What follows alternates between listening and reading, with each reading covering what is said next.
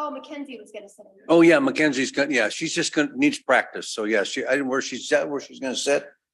I have no idea where she's sitting, but she did tell me she's gonna. She's Well, going to school. she's going to school for it. She's, while she's at work, we're so shorthanded that we make it happen. She just needs in-court practice. Well, if you're ready, I can start. It looks like I got George Carlin up. That might be kind of interesting. I don't know what's going on here. What in the world? Well, I'll get my quad view.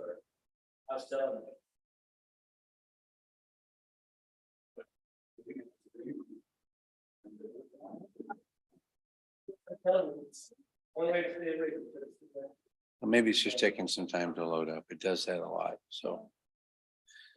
I don't know what to do with this stuff. I mean, it's beyond my, Yeah, I've never. because the YouTube stuff just sort of has a lot. There's nothing I don't think anybody can do. We just have to connect. Through your Zoom, through your. Do you go into Zoom and then you just hit broadcast? And Yeah, and it's been done. It did fine. Well, it's on my page, but it doesn't, that's not showing anything.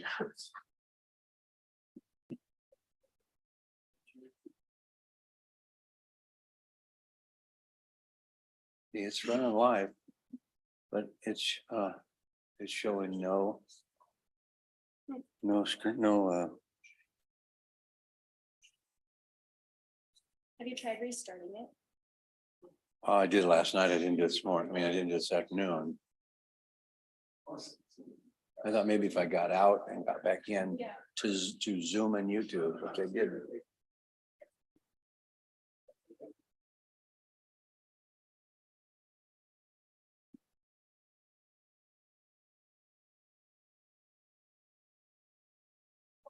Okay, there we go. I must have, I mean, I had to go back into a different window apparently to. Okay, so do we know whether we got a jury or not? Cliff, you can go ahead and bring in the public.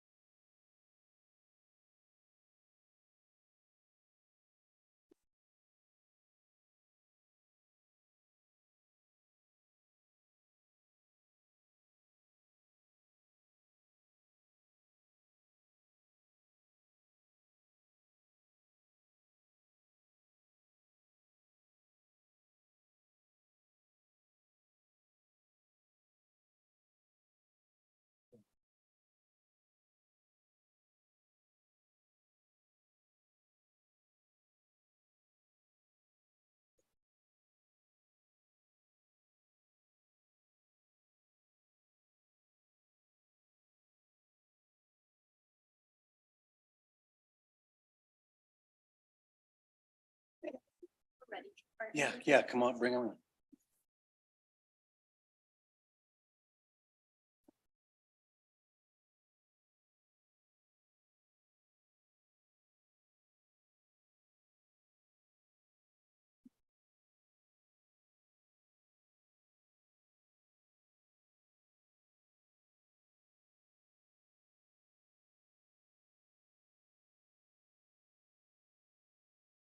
All right, everyone may be seated. Mr. Los, do you want the map or diagram up there or not? I don't need it, Your Honor. It doesn't have Okay. anything to do with the questions. I'm gonna- All right, fine. Just wanted to set that up if we needed to. So go ahead when you're ready and continue. All right. All right, detective, do you remember what we were talking about before we broke for lunch? Yes, Okay, all right, and so I was hoping that you might be able to let us know, through your investigation, what type of history was there between Mr. Parker III and Willie Harlan? as far as a relationship, Yes, sir. I don't know of any relationship between the two. So there wasn't any bad blood between Mr. Parker III and Mr. Harlan? None that I know of. Did you find out if he owed him money? No, I don't know of any relationship at all. Did your investigation uncover any plan for the people in the white Murano to go to the Select Mart to pick up Mr. Harlan? No, Did your investigation uncover that this was a random occurrence? yeah, it appeared to be, as far as the victim entering the white Nissan Murano. Nathaniel Parker Jr. made contact with him as seen in the video and invited him in. It did not appear to be planned prior to them arriving.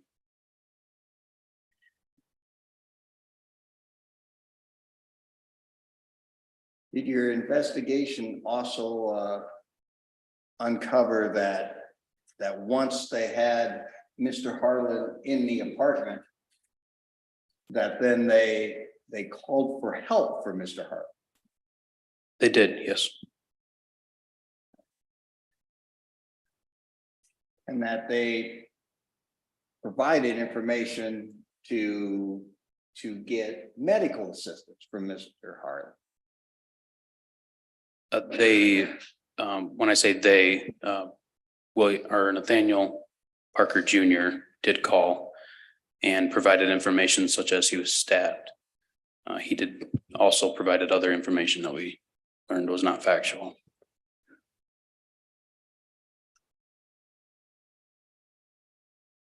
Well, let's stick with what he provided to get help with Mr. Harlan. Did he provide information that led dispatch to send out medical assistance? Yes, he did. Did Mr. Harlan need medical assistance? Yes, he did. Now, as the lead detective, do you know when Mr. Harlan was pronounced dead? I don't know the exact time frame or the exact time off the top of my head. No.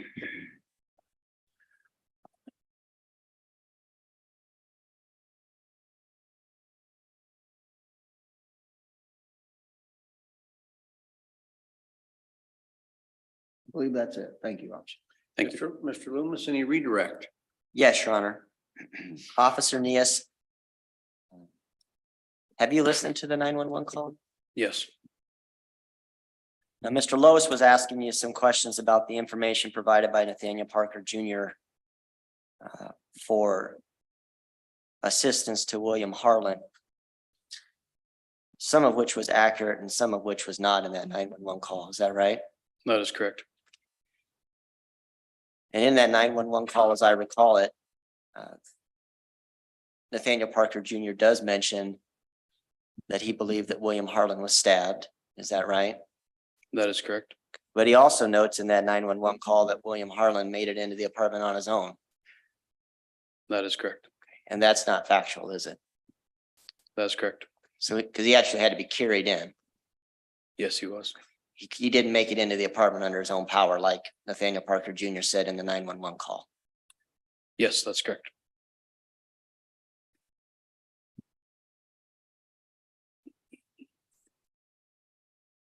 Now, from an investigative standpoint, and some of the conclusions that you've already testified to, there's no evidence to suggest that William Harlan had been stabbed prior to getting into that Nissan that night, had there, or was there? No, there was no evidence to show that he had been stabbed or injured in any way prior to entering the Nissan Murano. And the first indication of that happening or that he was injured was when they arrived back at that apartment complex that you've indicated is 9:35 PM.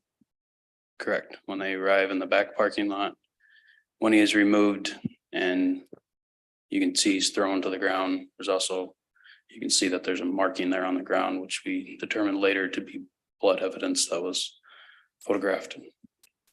So we're talking about a 16 window time frame. Is that right? Yes, that's correct.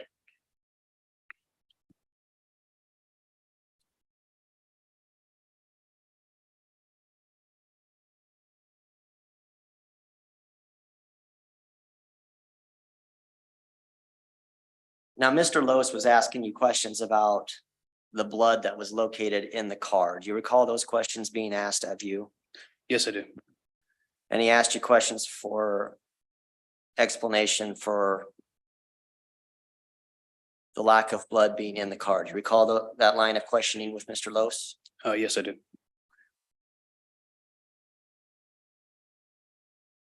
Now, you're familiar with the autopsy because you were present at the autopsy and you've reviewed the autopsy report as part of your investigation into this case. Yes, I have, and I was present. Now, the autopsy report is entered into evidence already. Dr. Thompson's testimony. Your Honor, if we could have the Elmo put up, please.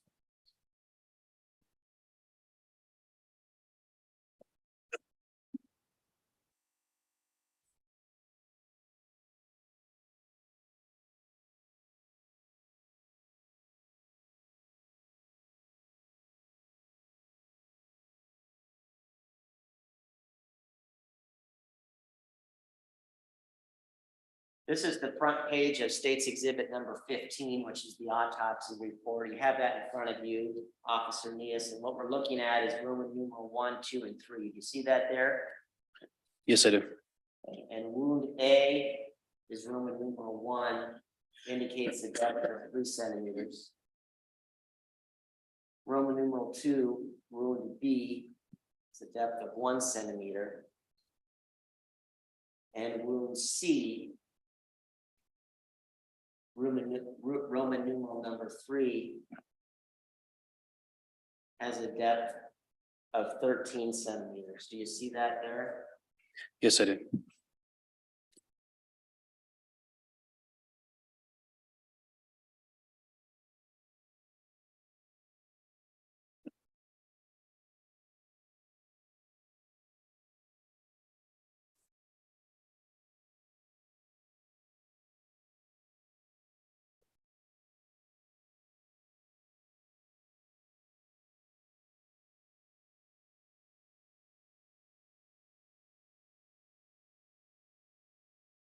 This gives a refresher of where the wounds are. I'm showing you State's Exhibit 32, wound A, wound B, and wound C. So wound A was 3 centimeters. Wound B was 1 centimeter, and wound C was 13 centimeters in depth. Now, given the depths of the different wounds that are in evidence through the testimony of Dr. Thompson, I want you to use your training as an officer that you've described for the jury before, and your experience as an officer in investigating cases. If you could further explain the blood found in the car using the depths of the wounds as a basis to explain some of the blood that was found in the car or the lack of the blood found in the car. Your Honor, at this point, I would again object that this officer is not an expert, that this is information from someone else's report, that he would then be trying to surmise about what happened with these wounds. He's not a medical expert. And so I would ask that he not be allowed to testify as an expert about what would be happening when someone would be stabbed. We're gonna have the jury step out for a minute, because I'm not exactly sure where the question is leading us, and I may have a few more questions before, and I'd rather do it outside the presence of the jury. So ladies, I just need to excuse the jury for a few minutes till we make a little bit of record so I can clearly understand what we're gonna be discussing. Just keep in mind the admonition I've previously given you.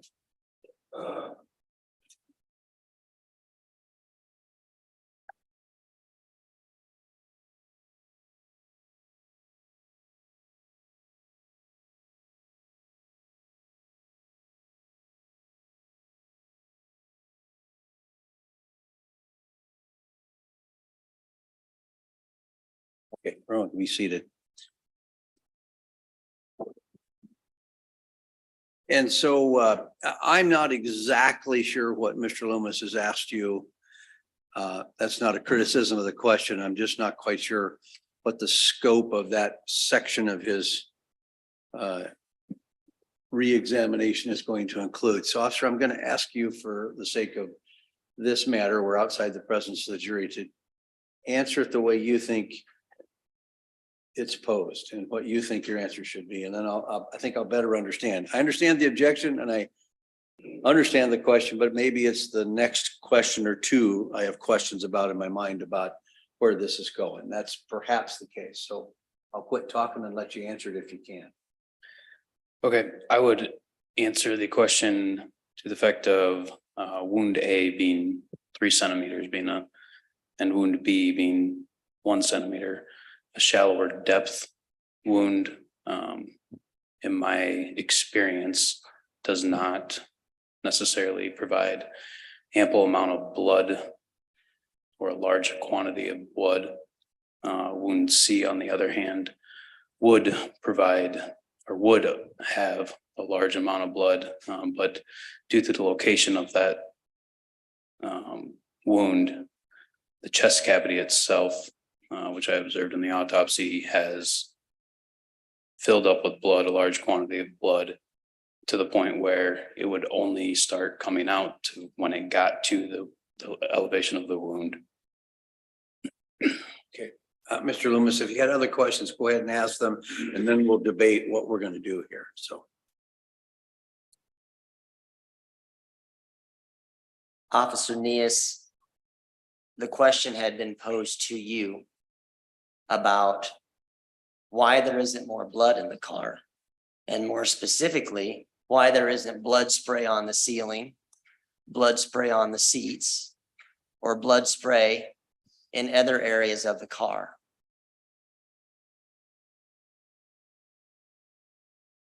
Your answer initially regarded the knife itself. In addition to the knife itself and the wounds themselves, does the clothing that Mr. Harlan was wearing have any bearing on your opinion as to that matter, the blood spray or the lack thereof in the car? Go ahead, yeah. And as to go on to, in addition to my last comment, the blood spray or splatter or any blood evidence that would be in the car, the clothing would inhibit that, as the knife is entering and removing from the victim those multiple layers, including the t-shirt, the sweatshirt, and waterproof jacket, would be cleaning that knife as it's coming out. There would be blood inside of that waterproof jacket, but as I testified before, the only way for that water or that liquid to exit the vehicle or the jacket would be through an opening, an incision in the coat, or opening at the bottom of a sleeve or the bottom of the coat, which would explain why there's not much blood or blood splatter inside the vehicle.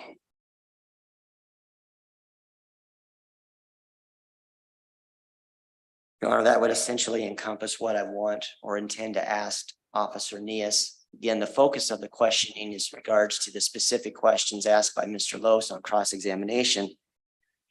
And he was specifically asked, would you expect there to be more blood in the car? He is asking for this officer's opinion on that. And I am simply on redirect going into the question that he put forth in his examination. And so I do believe it's appropriate under those circumstances for this witness to further elaborate on that question that was asked of him by Mr. Los.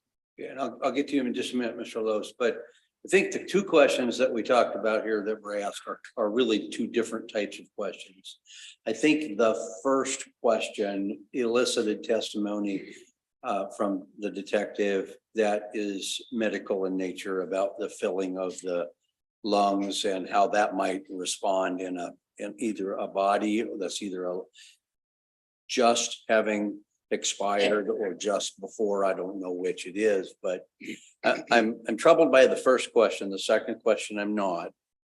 So I'm going to call the second question you asked, Mr. Loomis, a fluid retention question, just for ease of discussion. It seems to me that one, given the testimony we had by one of the EMTs that accompanied the body or the victim to the hospital and describing at some point in time that blood came out of the sleeve perhaps of the individual. That's correct. That's consistent with someone that would serve in a similar capacity to have had an experience with. That doesn't require medical testimony. It's merely an observation or it's experiential testimony versus expert testimony. And also given this testimony earlier that I allowed with regard to the nature of the, I think we called it Gore-Tex coat. So I think, so to be clear, your second question, I'm not going to have any concern with. Your first question, I do. Your first question really asks for medical, a medical foundation or an expert foundation that's based in medical training and testimony. So if it's, we can be clear before we have the jury come back in which of the two questions I'm talking about. But I would sustain the objection as to the first question, but overrule it as to the second question. I'm sorry, Mr. Los, I didn't give you a chance to speak, but that's probably where I'm going to end up. But add to that record is however you might like. No, Your Honor, I believe the court has explained its court's reasoning and I Okay. can live with that. So Mr. Loomis, if you'd like, we can take a moment and have the court reporter either state back the question I'm going to allow so you know which one you can ask if you want to do it that way. Would you prefer to do it that way? Or have you got it in your head already or written down? Do not have it written down. Could the court reporter read it back to me, please? Yeah.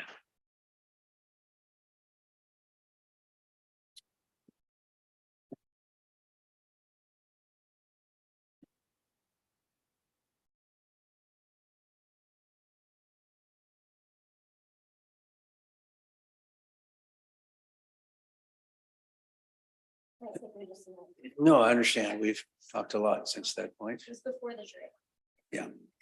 No. Sorry, it was the second question he asked after the jury went out. After. Yeah.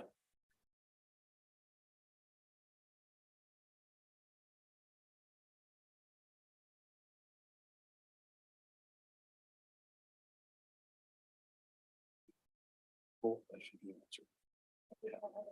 Yeah, Right but it- here. Yeah. I believe that's it. So please read that back to me, please. Yes. Question. Officer Neas, the question had been posed to you about why there isn't more blood in the car. And more specifically, why there isn't blood spray on the ceiling, blood spray on the seats, or blood spray in other areas of the car. Your answer initially regarded the knife itself. In addition to the knife itself and the wounds themselves, does the clothing that Mr. Harlan was wearing have any bearing on your opinion as to that matter? The blood spray or the lack thereof in the car? Does that help you focus in on what you need to ask? Yes, Okay, I'm good. all right, okay, good. So I think we'll bring the jury back then, so.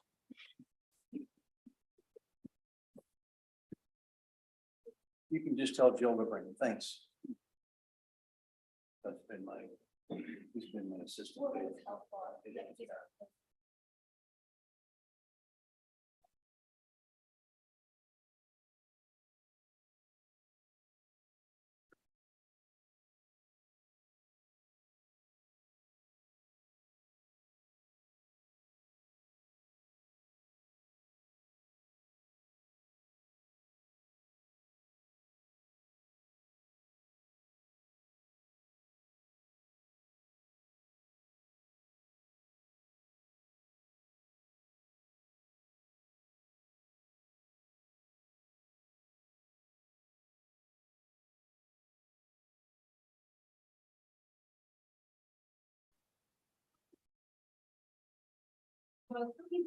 Yeah.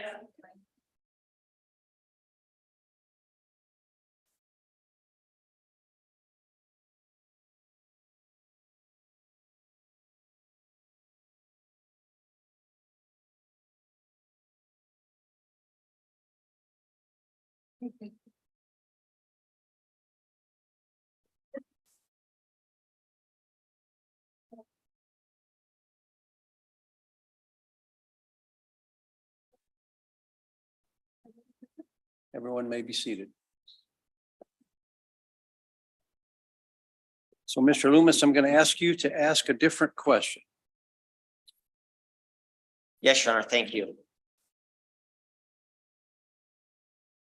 Officer Neas, do you recall where we were? We were discussing the blood that was found in the back of that Nissan Murano. Do you recall that? Yes, I do. And earlier in your testimony during direct examination, you testified about your personal experience with a coat that's similar to the coat that was worn by William Harlan. Do you recall that? Yes, I do. And you discussed the nature of the fabric of that coat.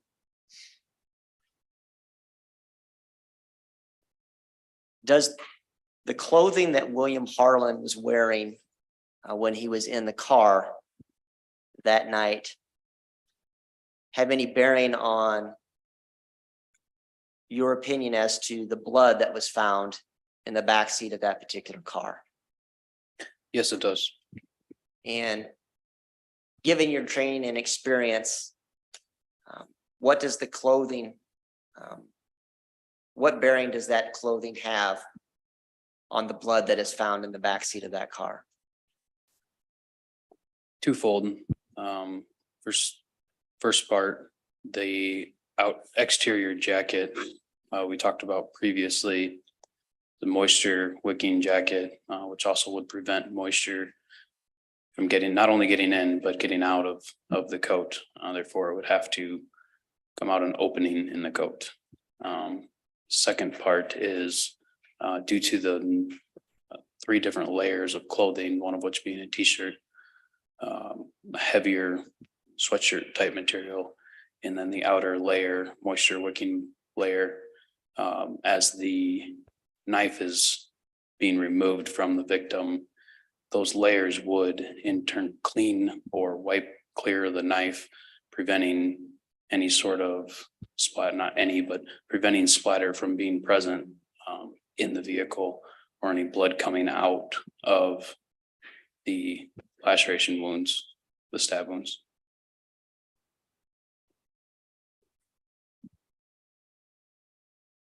Officer Neas, you were asked about decision-making and decisions made after things happen. Specifically, you were asked about whether a 911 call had been made by someone involved in this group. You were asked about the individuals picking up William Harlan and carrying him into the apartment. And you were asked about the video cameras themselves being visible within the apartment. You recall that line of questioning with Mr. Lowe's? Yes, I do. And how long have you been an officer with the Sioux City Police Department? Over 9 years. And give a rough estimate of how many investigations you've probably conducted, either big investigations or small investigations in your career as a police officer. It would be multiple, and in patrol, it'd be multiple times a shift, every shift. And investigations, I'm typically assigned a new case at least 3 to 4 times a week. And in your experience as an officer, do people who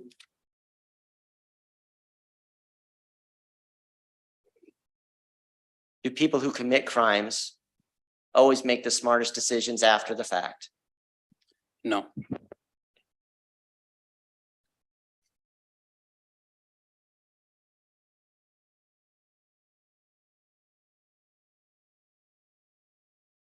In your experience as an officer, does the fact that no relationship exists between a victim and a perpetrator mean that a crime didn't happen?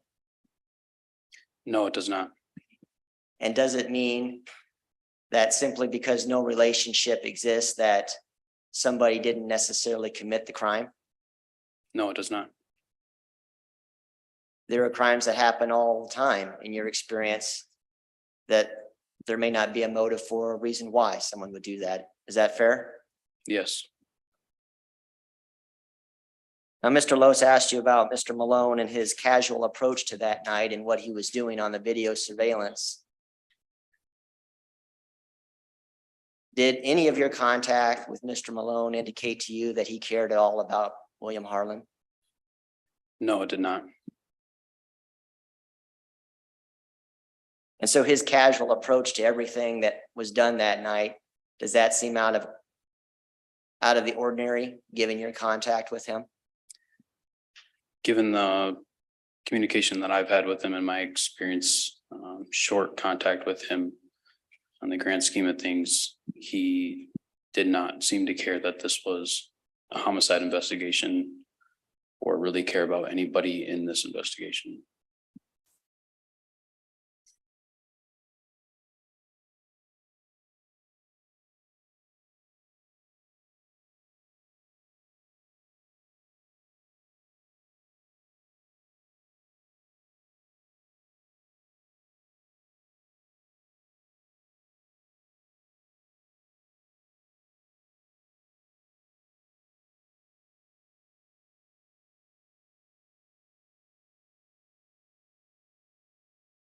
Thank you, Officer Nias. The state doesn't have any other questions at this time. Any recross? Thank you. All right. Now, I believe you testified that you were never at the Select Mart when Mr. Harlan was there. That's correct. So you can't prove he hadn't been stabbed at the, before he left the Select Mart.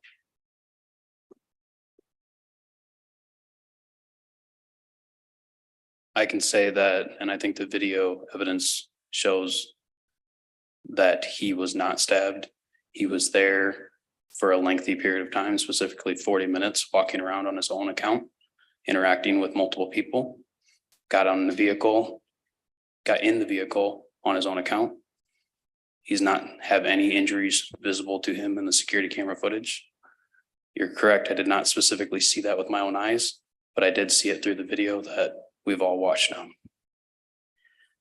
So you don't believe he was, Correct. but again, you have no physical proof. You have observations that could be correct or could be wrong. I think the video is physical proof.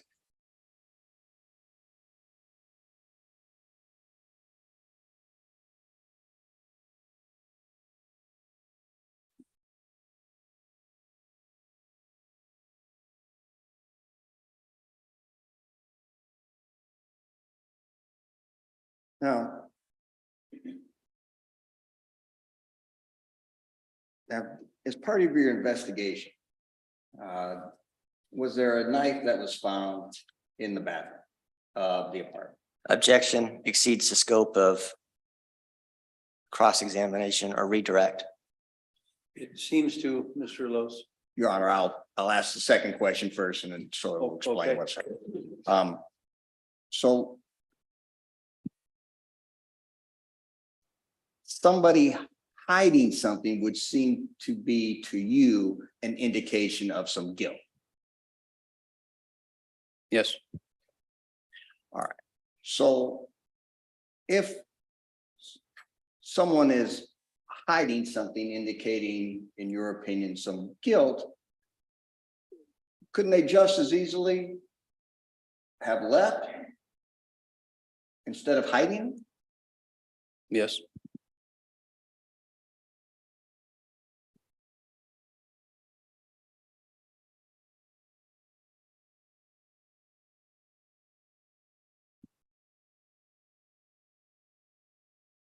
I believe that's it.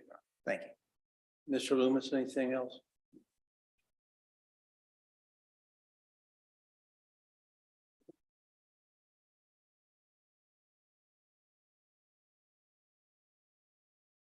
No, Your Honor. That's all I have. Thank you. All right, Detective, you're excused. Thank you. Thank you. For your leave. Does the state have additional witnesses? Your Honor, the state would intend to read a stipulation between the parties at this time. Oh, okay. So this, it's a stipulation. And that means what is read to you is considered by the parties to be evidence. So it's agreed upon and the statement, so you should, listen to it carefully and pay attention to what it says, because whatever the agreement is, or the stipulation is, will be considered by you as evidence in this case.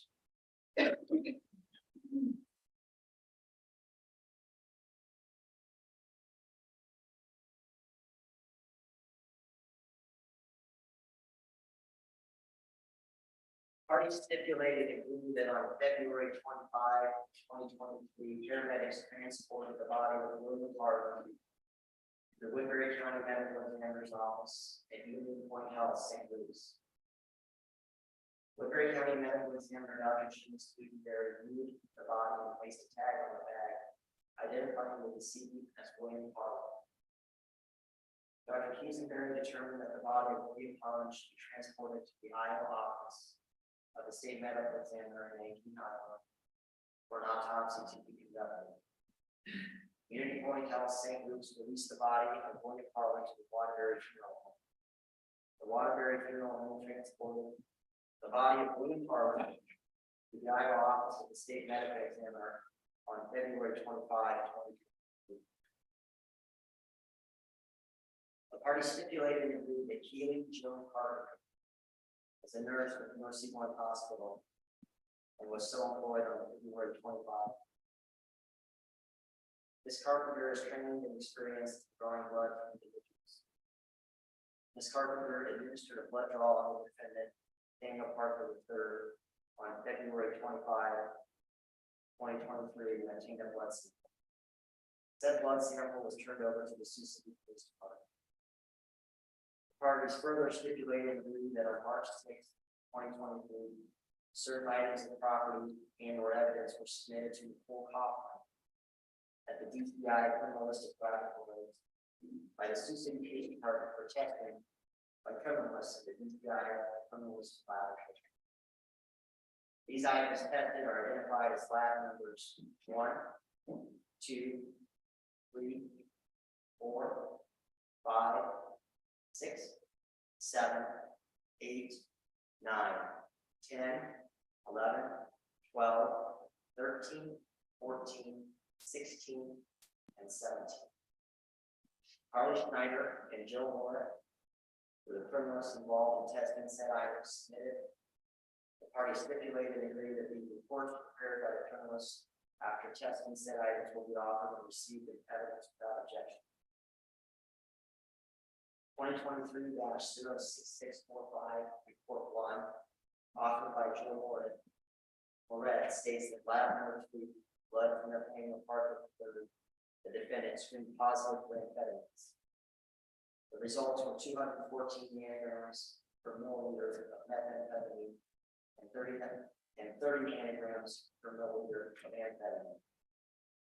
The parties stipulated and agreed that the select bar 623 14th Street is equipped with video surveillance inside the convenience store.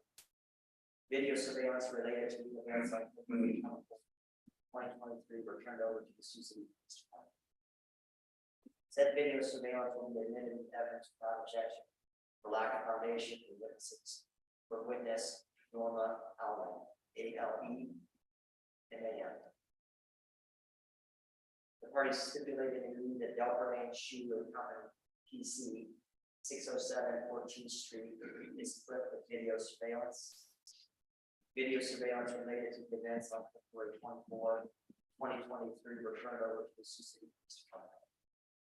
Said video surveillance will be admitted into evidence without objection for lack of foundation from witness Larry Delaware. The parties stipulated and agreed that the Miller Apartments 414 11th Street is equipped with video surveillance inside and outside the apartment complex.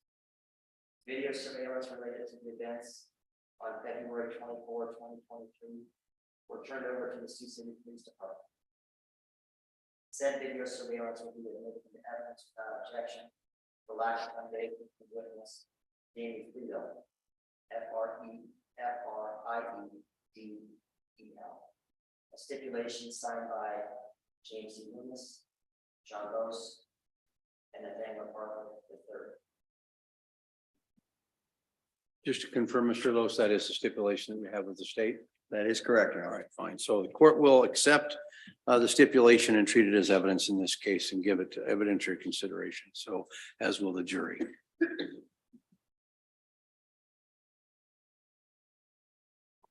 Your Honor, at this time, the state rests. All right. Counsel, just come here just a minute if you want to take a look at what I have for exhibits at this point in time before we go any further. I think there's only one. And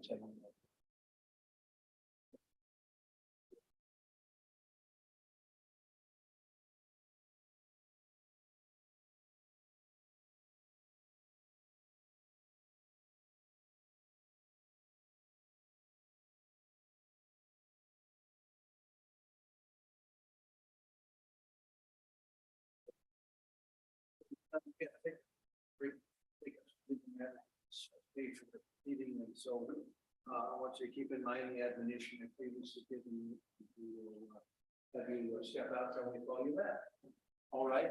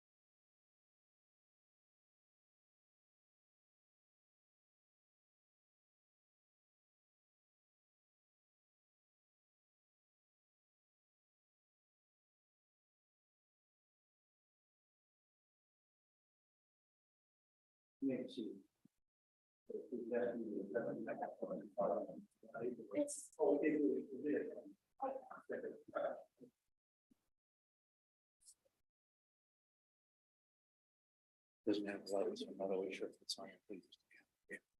All right, so we are now outside the presence of the jury and the state has rested. I confirmed with counsel where we are with exhibits so far. So at this time, I would entertain any record that any party wants to make. I'll come to you first, Mr. Los, if you'd like to make a record at this time. Yes, Your Honor. At this time, the defense would move for a judgment of acquittal, Your Honor.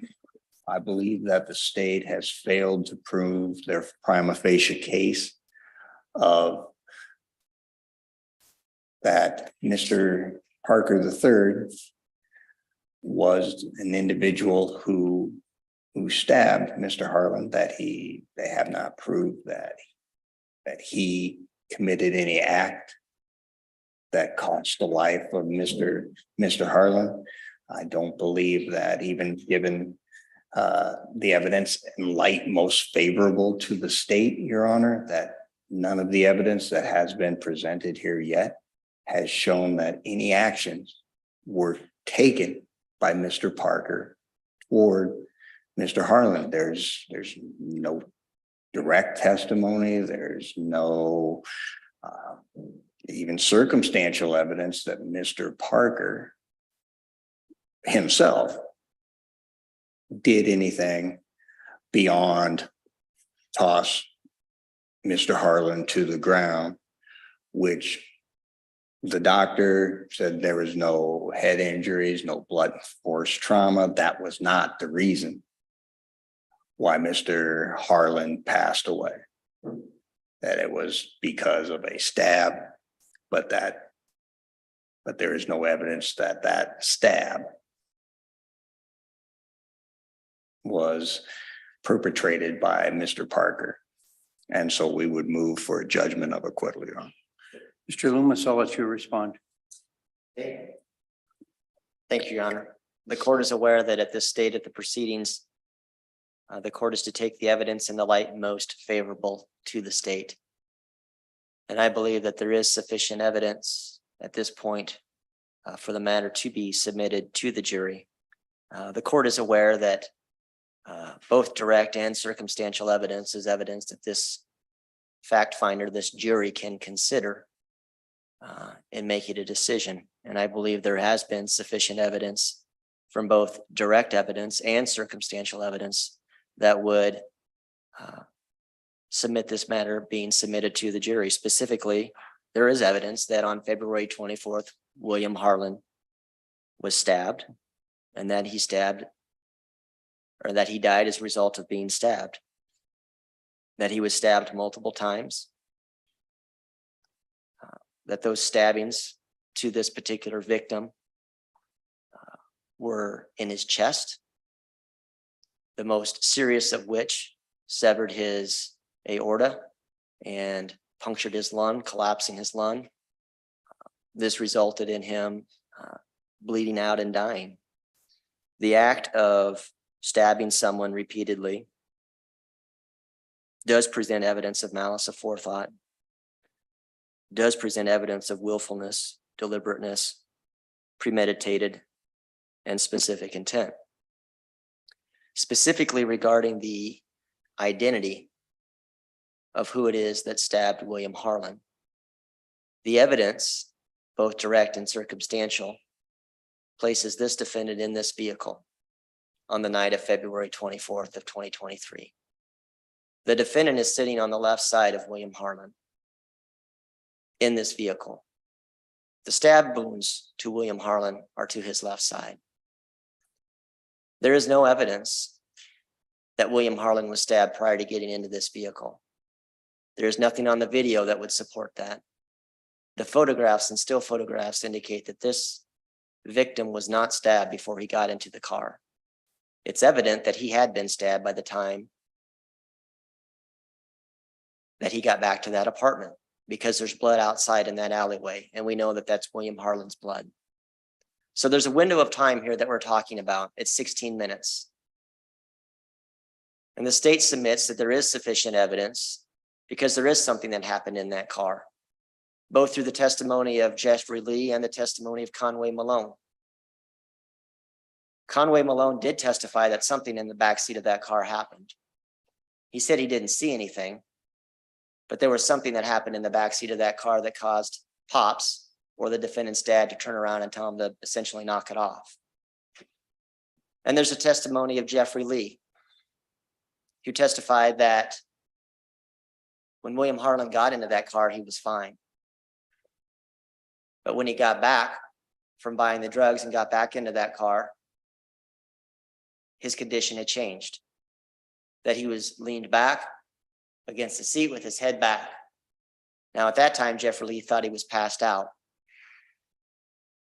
Clearly wasn't the case. He had been stabbed at that point in time. Something in the backseat of that car did happen. And I think there is sufficient circumstantial evidence that's been presented that would submit that the defendant is the one that did it. He was next to him. He was present next to him throughout the entire drive of the car ride from the Select Mart back to the apartment. This defendant is found in possession of a knife with a long blade, a knife that was sufficient to cause a 13-centimeter wound into William Harlan. This knife had blood on it. This knife was wrapped in a red T-shirt that had William Harlan's blood on it. The defendant was found in the bathroom hiding with the light off when the police made entry into that apartment. And this knife was hidden in a ceiling tile that was found during the execution of the search warrant. All of which would indicate circumstantially that this defendant was involved and committed this murder. And so I believe at this point in the proceedings, again, that there is sufficient evidence for this matter to be submitted to this jury for deliberation to determine the elements of the crime, including the identity of who it is that stabbed and killed William Harlan on February 24th. And so I would ask the court to overrule the defendant's motion and have this matter submitted to the jury.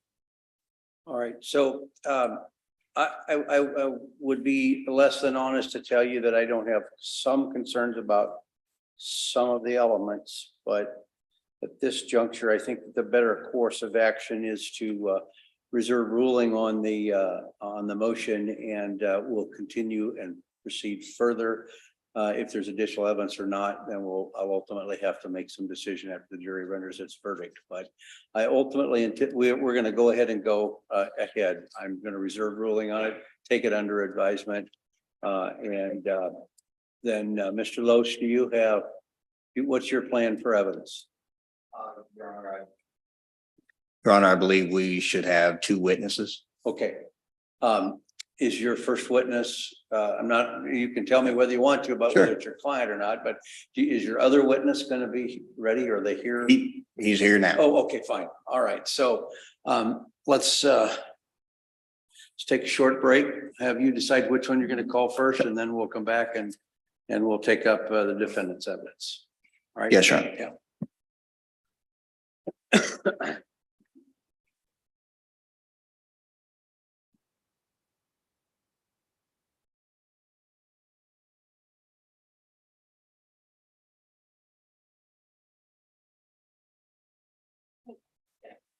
Thank you.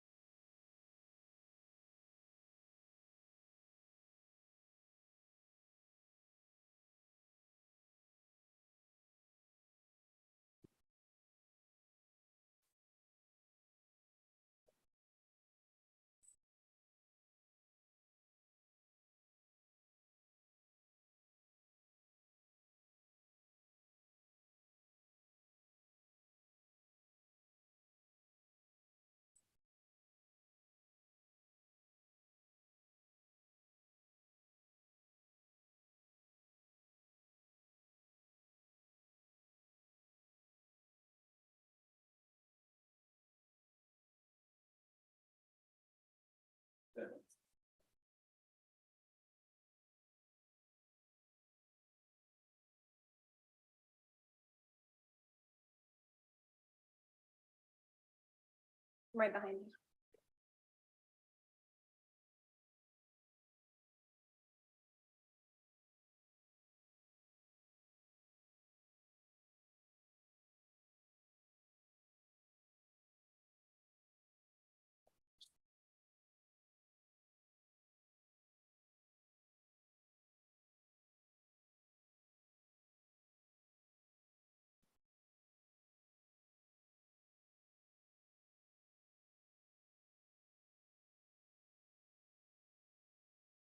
Don't bring it up. I'll go this way. Thank you. No. Not a big deal. I just wanted to get more. water. Okay. I'll be back. There we go. Good.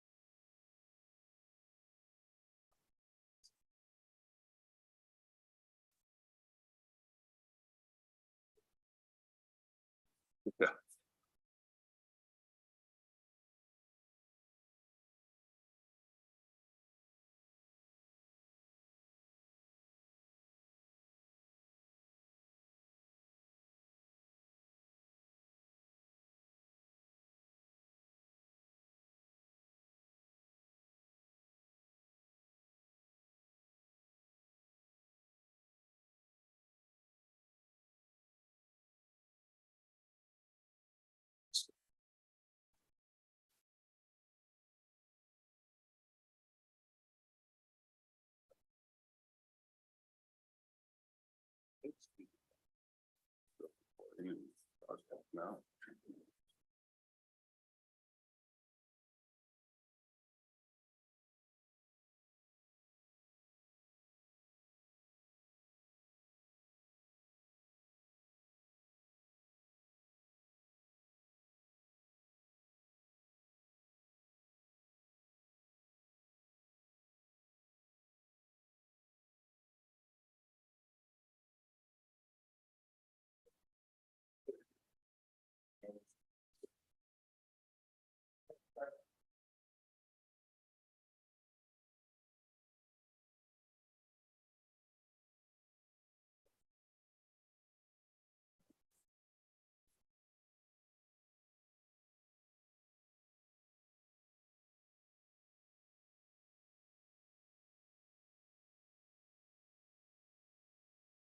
No, it's not, although we're the.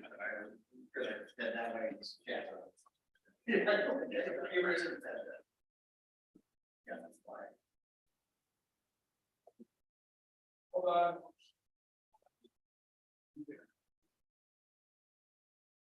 Okay. I'm sorry, which way are you going? I'll go this way. Good.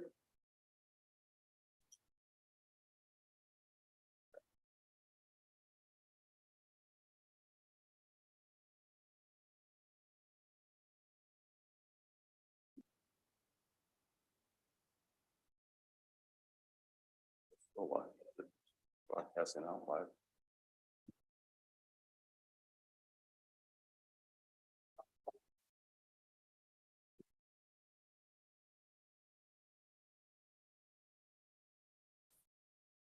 Well, we must be taking a longer break than I thought we were going to, because they're just taking them out right now. Okay.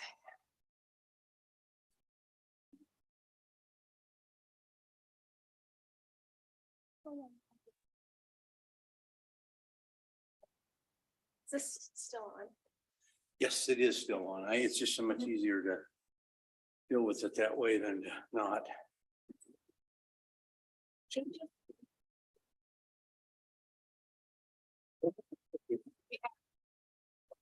Okay, I thought they were getting ready to bring him I in. did too, so.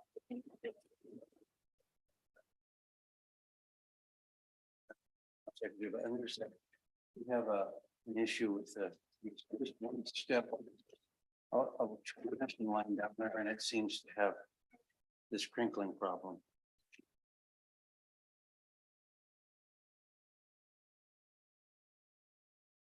Thank you.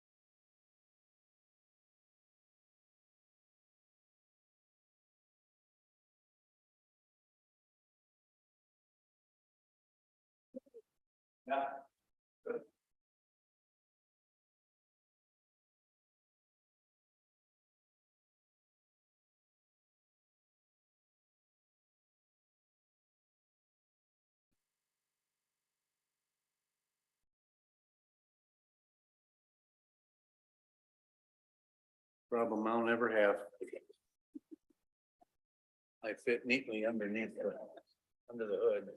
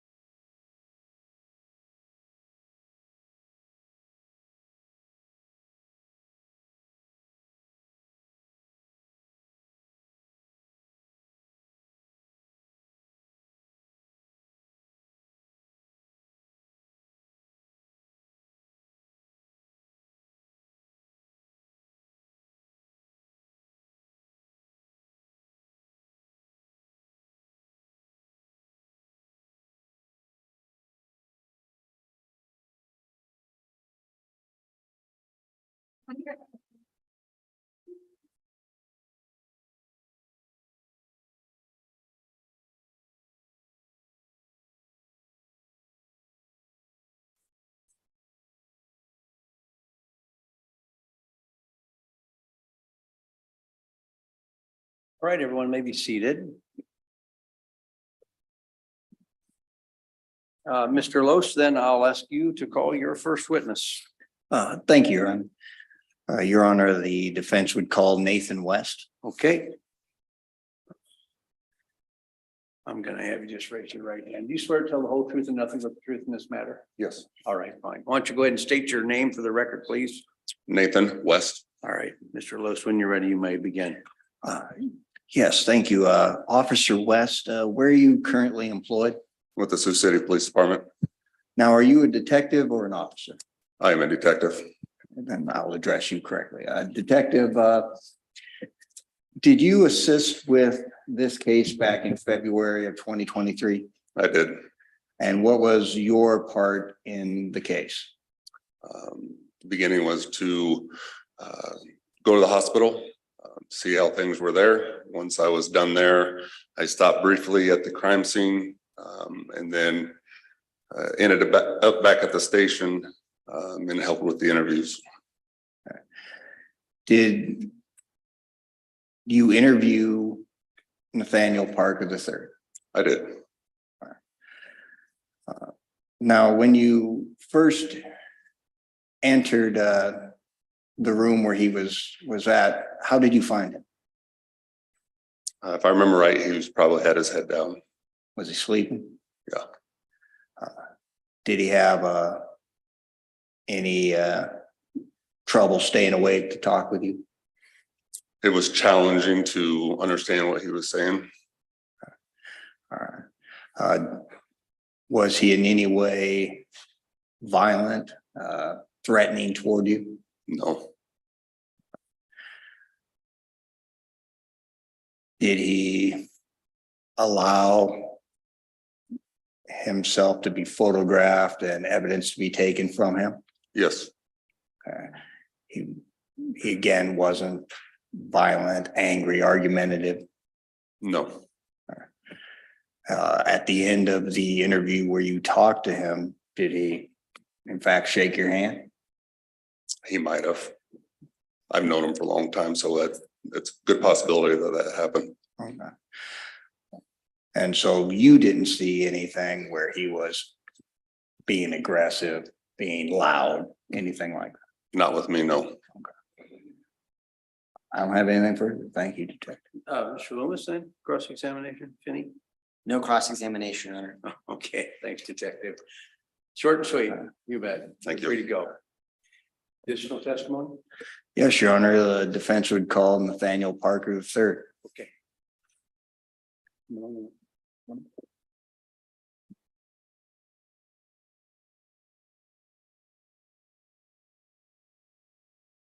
Go ahead and have a seat and I'll have you adjust that microphone. So that we can hear you well enough. Hello? All right, there we go. I'll have you adjust it more if I need you to. So I'll have you raise your right hand. There you go. Do you swear to tell the whole truth and nothing but the truth in this matter? I do. All right, fine. Mr. Los? All right. Mr. Parker, now you've been here during this entire trial, is that right? Yes, Okay, so you've heard all the different testimony from the different witnesses. yes, I have. Can you tell me where you were on February 24th of 2023 to start out your day? I started the day on the west side at a friend of mine's named Roxy. All right. And so is that where you had spent the evening? Yeah. All right. Yes, And what time of the day do you believe you probably got up and got going? about 3:00 p.m. 3 p.m. Okay. And when you got up to get going, where were you headed? Right to my dad's house All right. or his apartment. All right. And where did your dad live? On was it 14 or 414 11th Street. All right. All right. Now, during this day, were you actively using drugs? Yeah. Yes, I was. All right. Did you also drink this day? Yes, I did. All right. So when do you think you probably had, well, did you use drugs more than once on this day? Yes, I did. All right. Then was the first time you think you used drugs on the 24th? 8 in the morning. Okay. All right. And so when do you think probably was the next time? 8:30 in the morning. Okay. All right. Did you still have some drugs left? Yes, Okay. Did you keep them with you throughout the day? yes. All right. Okay. So what time do you think you probably got over to your dad's place? About 3:15. Okay. Anything new or anything exciting going on in your life at that time? I had a baby the day before. All right. I had a daughter. Now, can you kind of describe your financial situation at the time? I didn't really have anywhere to live. I was staying with friends, trying to figure it out. All right. Now, what happened when you got over to your dad's place? He wasn't there. Okay. And so what did you decide to do at that point? Go to my aunt's house a couple blocks away. Okay. Is this the aunt that was dating one of the gentlemen who was a witness? Yes, Okay, and what was his name? Jeffrey Lee. Okay. And so how long do you think it took for you to go from your dad's house over to your aunt's house? About a minute or two. All right. Then like 5 maybe. All right, so when you got to your aunt's house, could you tell me who was there at the time? My dad, my aunt, and Jeffrey Lee. All right. And so what happened once you got there? I came in. I had a purse full of things, like a couple knives, some jewelry, and some like symbols, like I don't know, like some little knickknacks, kind of. I got them from my friend Roxy's house, so I showed my aunt that at first. I was mainly just trying to distract myself from thinking about my baby and stuff, and just trying to say what's up to my family. Okay. All right, so you're over at your aunt's house. Mr. Lee and your father are there. Yeah. Okay. Yes. Is anybody drinking at that point in time, if you notice? Yeah, Jeffrey and my dad. Okay. Did you join in? Yeah, I had a beer. Okay. Now I know that you still had some drugs on you. Did you use any of that? Yes, I did. Anybody else using drugs with you? Yeah, Jeffrey, my dad, and my aunt. All right.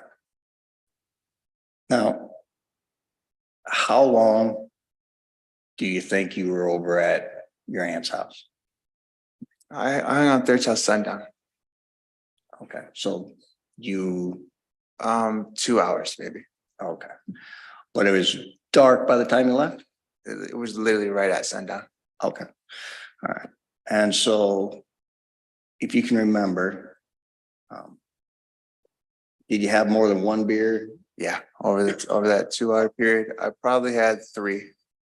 Okay, They were the not the 12 ounce, but the next one above that. I had 3 of them. okay. All right, and did your dad and Jeffrey keep My dad drinking? yeah, my dad drinks his own kind of beer though. He doesn't drink Budweiser. It was me and Jeffrey were drinking those, and my dad was drinking Tall Boys or something else. Okay, all right. Why did you guys decide to leave? Well, my dad had left before I had. And my dad, I think he just likes going to his own apartment, being in his own space. Okay, all right. Now, in this purse that you had, did you have more than one knife in there? Yeah. Yes. Okay, all right. And Did you give one of these knives to Jeffrey? Yes, I did. Why'd you do that? He looked at it. He said it was cool. I said, go ahead, you can have it. All right. So did you talk to your dad when he left? Yeah, I told him I'd be over pretty soon. Okay. All right. And then, so right around sundown, you decided you were gonna leave. Yeah, Okay. Did Jeffrey leave with you? no, All right. So you walked by yourself back to your dad's? yes. Now,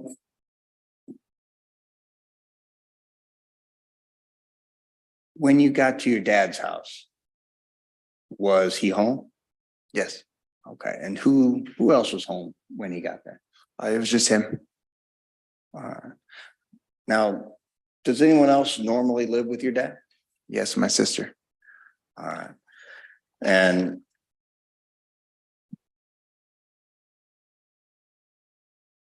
now, is there anything that's important for us to know about your sister? She steals. Okay. All right.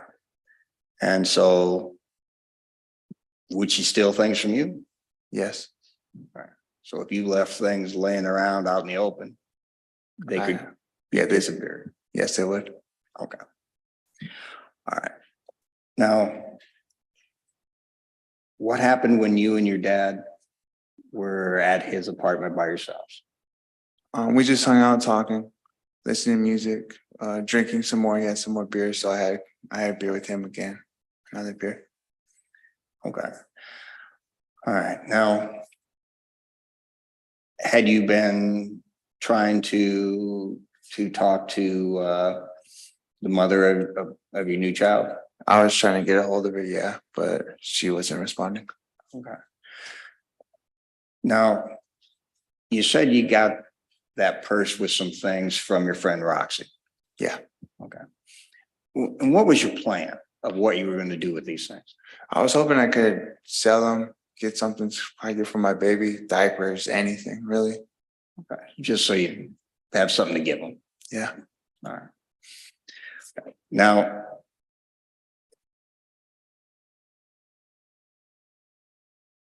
other than the drugs that you had on you, did you have anything else of value? That knife that they said I used, or whatever, the bayonet knife. Yeah. I had that. Okay. Did you think that might be worth something? Yeah. Okay.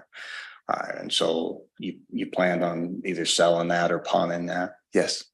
Okay. And that's how you were intending to purchase this, whatever you were going to buy for your child? Yes. All right. So how long do you think you were at your dad's house before anyone else showed up? About 2 hours. I made some chicken. That took like 45 minutes in the oven. Made some chicken, so we ate. Then his friend Mike showed up. Okay. All right. So do you know Mike's whole name, or is he just Mike? Just Mike. All right. So his is just that's a guy that your dad knows? Yeah. Okay. How long did Mike stand around? We hung out till, well, after Mike got there, we hung out for about 15, 20 minutes, and then Jeff showed up. All right. And so there was how many people at the apartment? Me, Mike, Jeff, my dad. Okay. So there's the four of you inside the apartment? Yeah. All right. Pretty small place? Yeah. All right. He had like a couch and stuff though. I mean, Okay. All right. So at what point did anyone else show up? no one else showed up. Like Okay. we sat there and I had been talking to Mike and he said he might know somebody that would want that bayonet. So my dad was going to plan on going to the store. I thought my dad was walking to the store. And then him and Jeff, I thought they were going to walk. So I was going to walk, we was going to split apart. I was going to go with Mike. But as soon as we start walking outside and we get outside, that's when I noticed that Conway's there.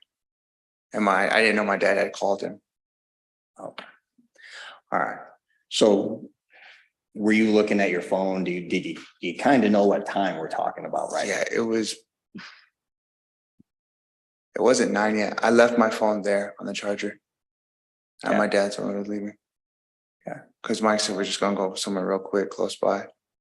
But when I get outside, that's when I noticed Conway was there. Conway didn't come over like how he said or whatever, but yeah, that's when I noticed he was there. And my dad was like, well, what are you doing? Gonna come with us? You got a ride. So I just chose to go with my dad. My dad, Jeff, Conway, and my dad, Jeff, and Conway. Okay. All right. Now, how well did you know any of these guys besides your dad? Jeff, he was going with my aunt for a while, so I knew him a little bit. Seen him around. And how about Conway? He tries to talk to my sister and like tries to go out with her, so I know him a little bit too. Okay. All right. So where do you guys go once you all get in the car? We go back to Conway's for a second. Okay. All right. And do you recall where Conway lived? Yeah, he lived on 14th and Summit. Okay. So how long do you think you guys were there? We just pulled up real quick. He ran inside, grabbed something, came back out. Okay. All right. Now, you were riding to the store. Did you have any money? I mean, no. Okay. All right. And okay, at this time, did you have the knife? Yeah, Okay. Where do you have it? I had it in my right pocket. Okay. And it was there the whole time? Mhm. Is that a yes? Oh, yes. Sorry. And so when you get to the Select Mart, what do you see happen? We actually went to the Select Mart twice. Okay. For like, when we left Conway's, we went to the Select Mart the first time and we pulled up there and I don't know what they got.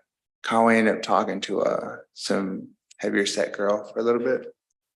And then I think my dad actually went in there and grabbed a couple of his tall boys first. And then when we was there for like 5 minutes, about 5 minutes, just in and out. Then we went to my aunt's house after that. And when we went there, we went inside, sat down, smoked a little more. Everyone did. Conway, Jeff, my dad, and my aunt. And then from there, that's when we went to Select Mart, where at least you see us on the camera and whatnot. Okay. So what time do you think it was when you first went to the Select Mart? I want to say probably like 8:50. No, 8:45, 8:50. I don't know for sure though. I want to say around that time. Okay. Well, let's see. So maybe we can find some reference points. When we was watching the video where we seen him walking or whatever, I think you see us pull in for a second. Oh, okay. And all the that's why I didn't understand why they didn't look at the videos more. Like, Objection, non-responsive, Your Honor. Oh, sorry. Yeah. All right. So you believe it was before 9 o'clock before you guys went there the first time? Yes. Okay. All right. And so after you had went there the first time, then where'd you go? Then we went to my aunt's. Okay. But Mr. Harlan wouldn't have been at the Select Mart the first time you were there. He wasn't, no. Okay. Well, he didn't get in with us. I don't know if he was there. Okay. But you didn't see him the first time. No. The only person I saw was the heavier set girl. Okay. And then how long do you think you guys were at your aunt's house? Not that long at all, because when we got there, my aunt was kind of upset that Jeff was there. Okay. All All right, and so you just were there long enough to use some more drugs and then Yeah, head back out? yeah.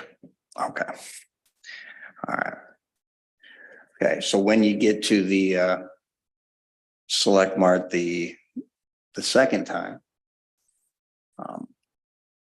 what did you see then? We pulled up at first, like to the front of it, and then they were supposed to be getting gas, and then Jeff said he wanted to get some more drugs or whatever. I didn't understand why. I already had some. I don't know why he wanted to get more. So then that's whenever Jeff gets out of the car, we turn around, we do a little loop, and then we park by the gas pump. Okay. Who gets out and puts some gas Conway gets out to put some gas in. in? Okay. All right. At any point, does Mr. Harlan come up and start talking to you guys? Yes. Okay, so what was that about? What happened there? I really wasn't paying too much attention at that point to what my dad was talking about with Willie Harlan, because Conway, he needed help to open his gas tank. So I got out. I guess in the video, it cuts out where I got out of the car to help Conway get his gas tank open. All right, so you didn't even see the part where your dad was talking to Mr. Harlan? No. Okay. All right. When you get back in the car, who's in the car with you? When I get back in the car, just me and my dad, Okay, and then who's the next person who gets back in? Jeff, Okay, and then the next person? then Willie Harlan. Okay. All right, so after everybody's in, what happens next? Jeff says he wants to go get some drugs. So we leave, we go like 2 blocks away. We cut through the alley and we go up the first block, then the second, and we take a right, go across, what's that street? Jackson? Yeah, we go across Jackson, we pull into an alley and we stop at the spot. Okay, have you ever been there before yourself? No. Okay, so you don't have a good feel for Mm. where it is? Were you able to see the map? Did that make any sense to you to help? Yeah. Okay, all right. And so you guys park in the alley? Yes. Okay. So who gets out of the car when what happens? So Jeff gets out of the car first, and Conway was backing up, and he was like being like, what is it? He was like worried that he hit something.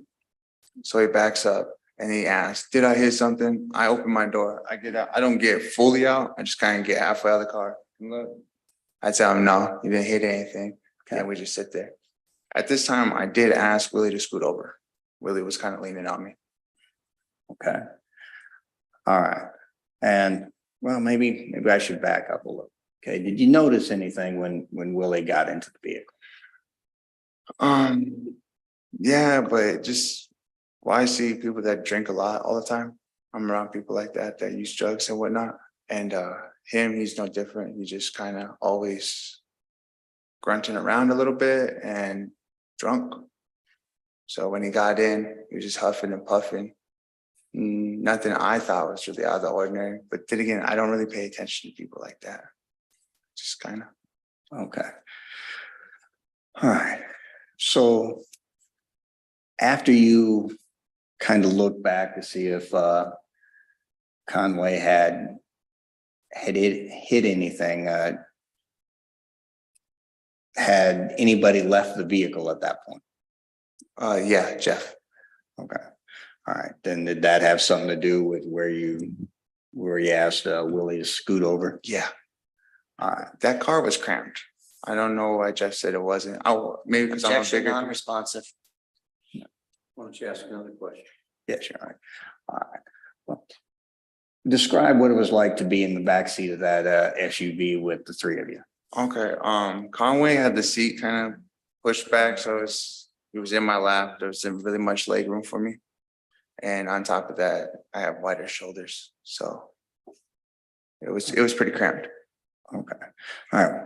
Was it pretty warm, but with having all those people in It would have been, but my dad had the window open and so did Conway. So how much headroom did you have over your head? I literally am like that when I'm in there. So you were hunching?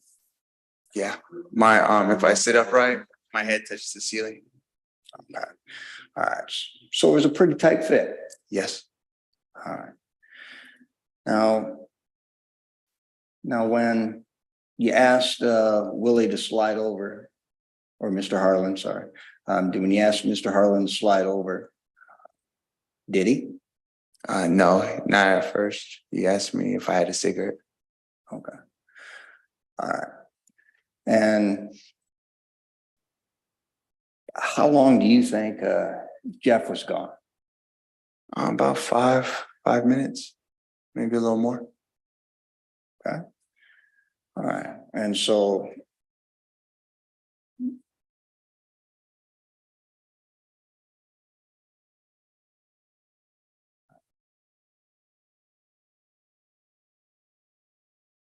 after Willie moved over and he asked you for a cigarette, did you have any more conversation with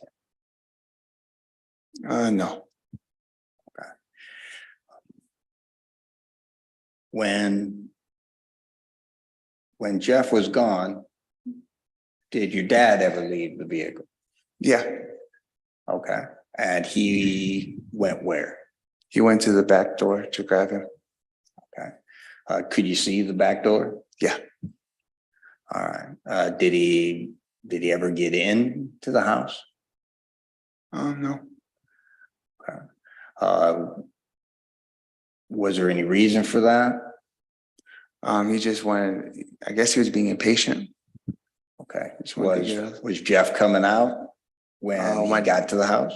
He went to the back door and he knocked on it a few times. And then eventually, yeah, Jeff came out. Okay. All right. So he just never went in. No. All right. Okay. So when Jeff got in, did he slide Willie back over, or did Willie himself slide over? He slid Willie over. Okay. At this point, describe how Mr. Harlan was doing. He had his head back like that. Okay. All right. Did it appear to you that he was just passed out? That's what I thought. Yes. After your dad and Jeff got back in the vehicle, did you guys go anywhere else? No, we just went back to my dad's place. All right. Now, you've heard a lot of testimony about what happened when you got back to your dad's place, and you've seen the video. All right. So what happened when you guys all get out?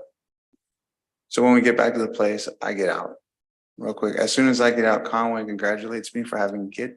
He's like, says he heard about my baby. Congratulations, whatnot. I ask him if it's okay if I can if he can give me a ride later, maybe. If you see in the video too, we kind of shake up and stuff. Like I ask him if he can give me a ride later, if my kid's mom lets me go see the baby. That'd be awesome. He says if he can, he will. That's when they say, hey, come over here. And that's my dad and Jeff. So I go over there. I never pushed anyone out of the way or whatever to just say, hey, grab him. And I'm like, I don't want him. I was like, what? And they're like, grab him. So I sit there and I reach into the car and I put my hand under him. And when I put my hand under him, he's wet. His pants. So I figured he peed or he used the bathroom on himself. So then I sit there and they're just like, grab him, just grab him. I'm like, damn, all right. So I pick him up.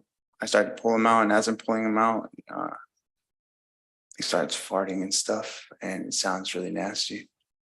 And I pull him out of the car, and that's when I kind of see a snowbank. I just kind of go. I didn't mean to throw him. I didn't know he was bleeding out, all kinds of whatever. I just thought it was a guy that was all soiled. I didn't want to get that on me. So now you testified earlier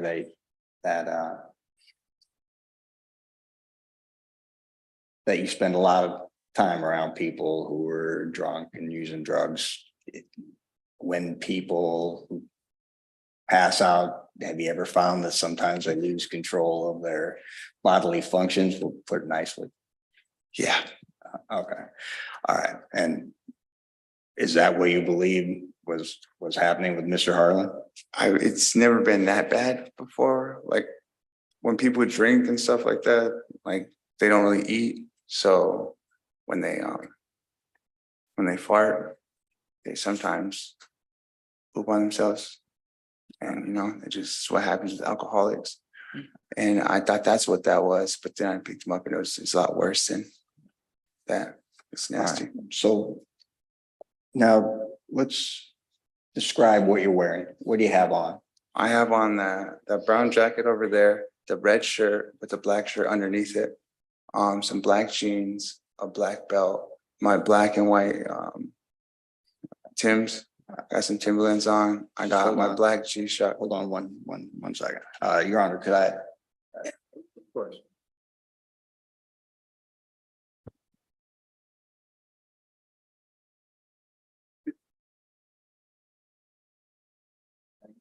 You've seen this shirt before, when it's been introduced in that.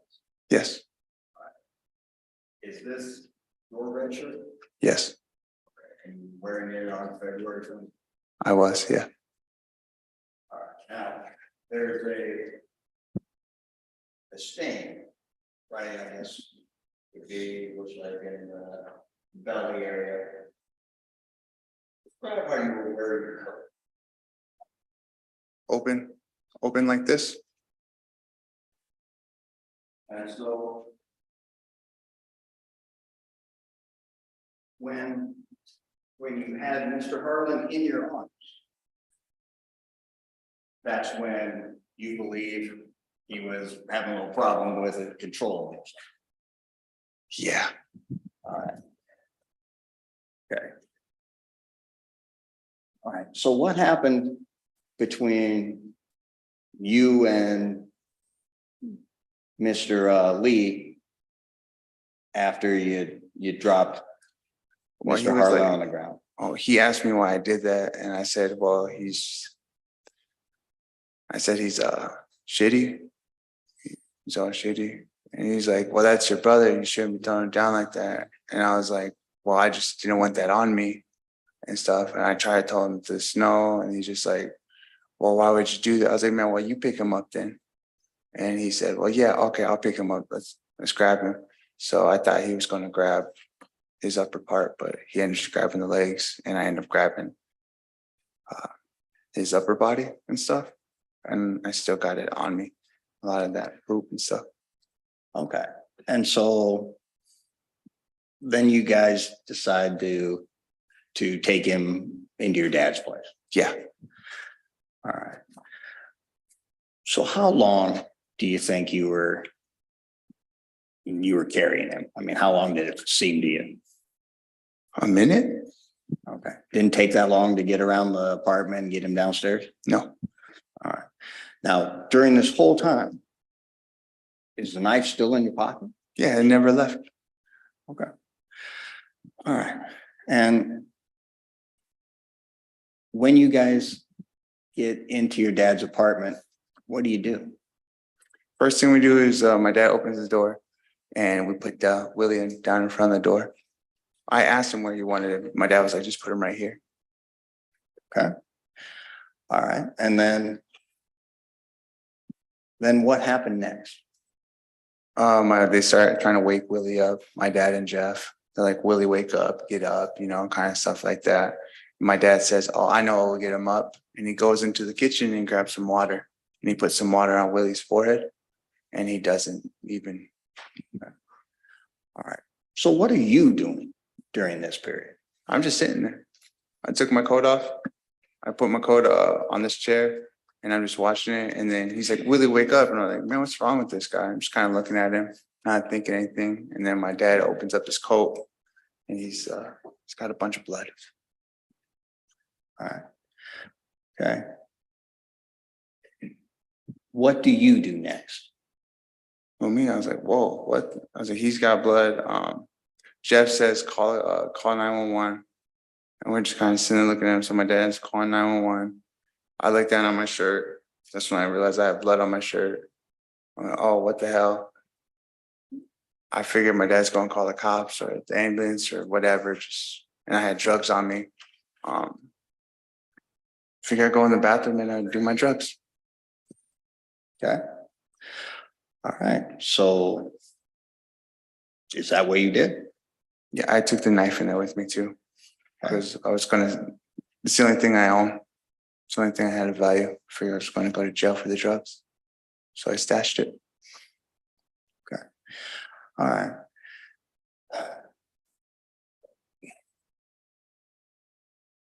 So you were anticipating that you were going to be taken in that day? Yeah, I still had a lot of drugs left. I knew I wouldn't be able to do all of them. All right. Why didn't you just leave or flush them or? I didn't want to leave my dad in that, I don't know, this situation. There's a guy dying. And really, where did I have to go? Okay. But you thought you might be away for a little bit because you were going to be arrested, right? Jeff was hiding things. Well, in thinking of you, so you thought you were going to be somewhere else for a while. Yeah. Okay. And again, now who else was living with your dad? My sister. Okay. And what did you believe would happen if she found something valuable of yours? Well, it's happened a few times before. Just, she takes it, but they just claim it goes missing. And okay. So if you put the knife away, why did you wrap it up in the shirt? the shirt had poop on it. Okay. All right. And now you also saw the video from the two officers' body cams that we looked at, right? Yes. Okay. And is there anything that you noticed about the shirt that you were wearing when you talked to the officers? Yeah. What did you notice? The mixture of blood and poop I had in the middle of my shirt. So that shirt was wet as well? Yes. Okay. And that's observable from the video? Yes, it is. And so you started talking with the officers, right? Mm-hmm. Yes. Sorry. And now, were you having some problems talking to them? I was a little bit in shock. Yeah, a little bit. They kept asking me what happened. I didn't know what happened. Okay. All right. Now, were you trying to be evasive? No. So when they were asking you about what happened and you were saying you didn't know, Yeah, it's just because you didn't know? I didn't know. Okay.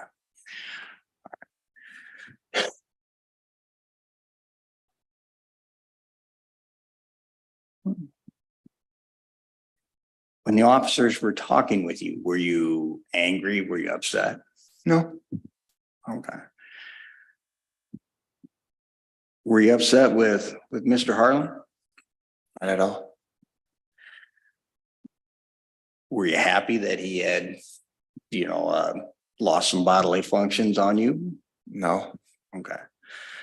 Was that the reason why he ended up down on the ground instead of in your arms? Yeah. But at that time, you weren't aware that he had been stabbed. Not at all. You just thought he was passed out drunk. Yes, I thought he was sloppy. All right.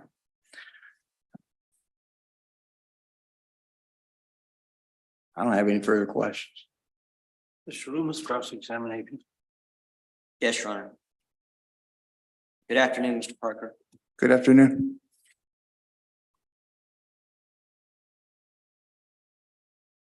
Mr. Parker, would you agree with me that on February 24th of 2023, William Harlan was stabbed to death? Yes,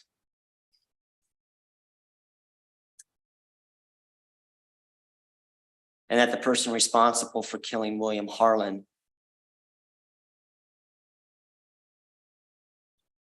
would have stabbed him multiple times in the chest yes. and the left chest? I don't know where they would have stabbed him, but whoever stabbed him stabbed him. He was stabbed in the left chest. Do you agree with that? Yes, Would you agree with me, Mr. Parker, that someone who's stabbing someone multiple times in the chest would have an evil purpose in their heart? That's why you're stabbing somebody? well, I've seen people who were blanked out that kind of just stabbed each other and they did it because they were blanked out. But if, I guess what circumstance, somebody with a clear mind, Sure. then yeah, that would be evil.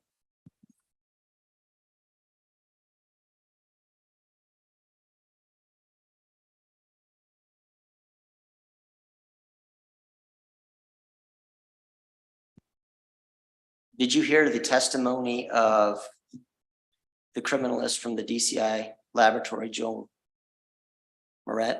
Yes, And he talked during his testimony about the effects that methamphetamine have on people. yes, Did you hear him testify about that? Now, methamphetamine is a stimulant. Would you agree with that? according to him, yeah. Well, when you take methamphetamine, how does it make you feel? A little euphoric. Does it make you feel any other way? Kind of makes my mind calm down. It makes your mind calm down. Yes,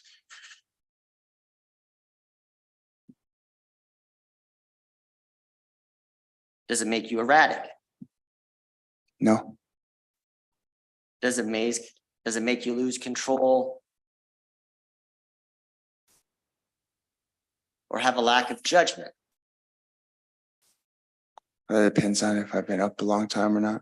If it's just like from the first day, there's like different levels to it. If you smoke for 1 day or 2 or 3. Well, on this particular night, I had been up for 3 days on that night. So I was more just groggy and tired. so you don't think your judgment was at all impaired? No, I mean, I wasn't of clear mind, no. Do you get angry when you use methamphetamine? No, People get angry when they use methamphetamine. I have met people like that before, yes.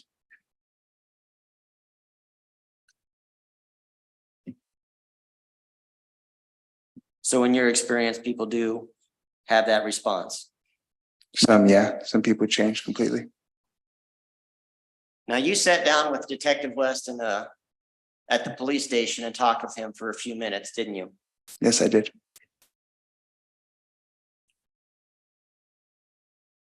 And ultimately you told him, quote, "Hey, I don't remember much. I just blacked out." I don't remember saying it like that or saying that specifically. Do you dispute that that's what you said? I remember saying I just, yeah, I did say something along that lines. But you didn't black out, clearly, No, I was more, no, I didn't. because you just retold the whole story and got pretty detailed about what happened on February 24th. No, I didn't black out. So that was not true, was it? No, I was just tired and didn't feel like talking.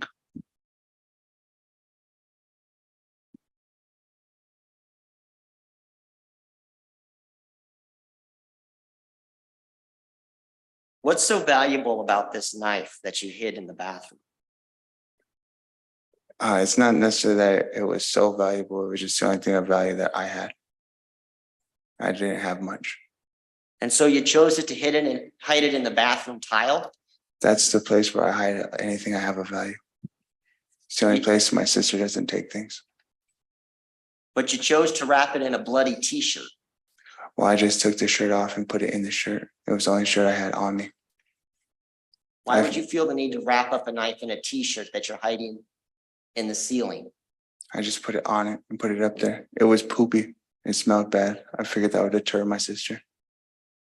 That was your thought process? I've been up for a few days. Why didn't you hide your methamphetamine up there? If you Why, hid the why would knife I up hide there? my methamphetamine? What's that? I ain't going to get my dad in trouble with leaving drugs in his house. So you chose just to keep it on your person. I tried to hide it. I was not going to say anything about it, but when he asked me if I had something on me, I told him I had it. So you didn't hide the meth in the house because you didn't want to get your dad in trouble. And also, when I'm addicted to that, I was addicted to that quite a bit. And when I don't know how it is for other people, but for me, I don't like to waste it. So you hide it on your person knowing that the police are on their way? I tried to do most of it, but there was too much to do.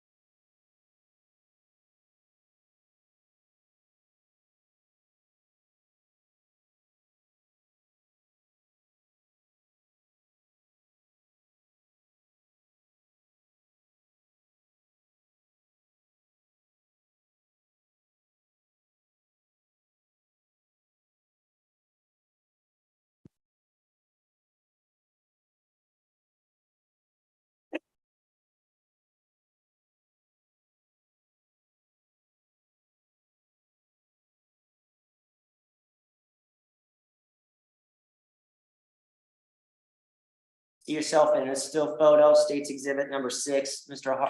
Parker. Yes.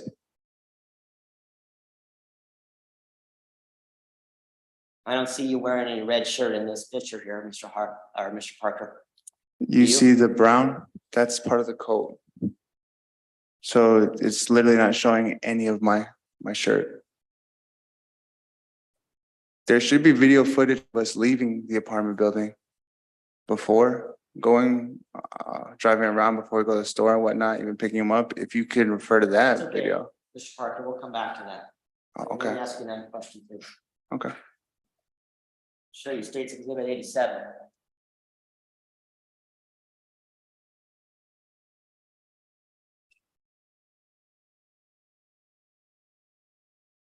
See this cut in the fabric, Mr. Parker? Yes. What about these cuts, Mr. Parker? Do you see these? Yes. What about this one? Do you see that one? Yes.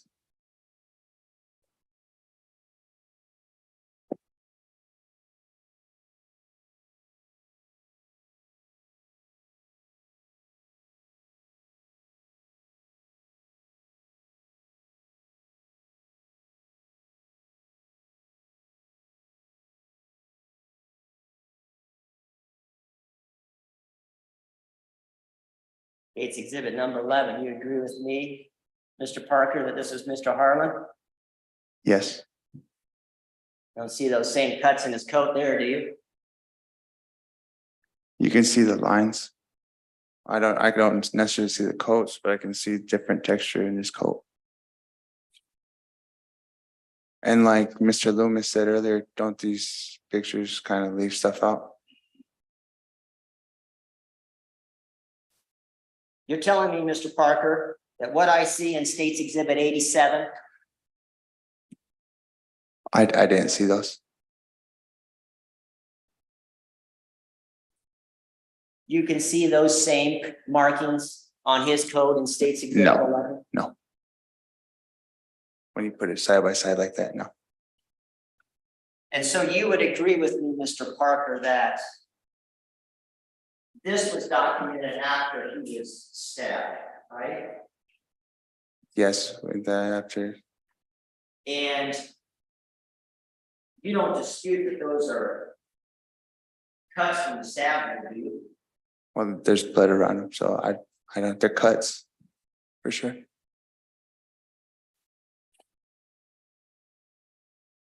And it states exhibit number 11. Those stab wounds into the fabric, they're not there. Oh, when she just showed me, no. So when Mr. Harlan gets into that white Nissan with you, he hasn't been stabbed yet, has he? I don't know, sir. The markings would suggest that he hasn't been stabbed, right? Yes, And he was capable of walking over to the car and getting into the car, wasn't he? that's what the video showed. Yeah, Well, that's what your observation was, wasn't it? yeah. Okay. So I said he came over. And so he was able to get into the car without any issue or problem, right? Yes, And he rode with the four of you to the drug house on Jones Street. And nothing happened, right? I wasn't the only one in that car with a knife. Mr. Parker, did anything happen between the drive of the Select Mart and when you got to the drug house on Jones Street? I didn't do anything.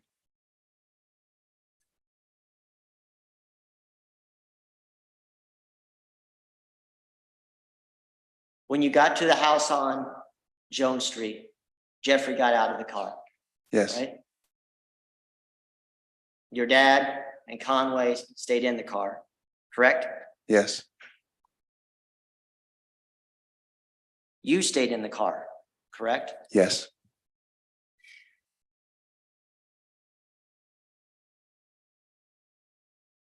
You're there for a few minutes at the drug house. And from the drug house, you go back to the apartment. Is that right? yes.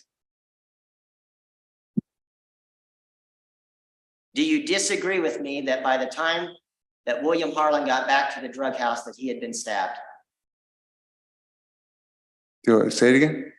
Do you disagree with me that by the time you arrived back at your dad's apartment that he had been stabbed? Yes, Where did the blood come from? his wounds, weren't they? Where were the wounds prior to him arriving at your dad's apartment? And you want to talk about the ones on his chest and stuff? Yes. Yeah, on his chest. So is it your testimony, Mr. Parker, that William Harlan was stabbed before he got into that white Nissan with the four of you? Well, apparently the pictures and everything like that. I'm just going off of that.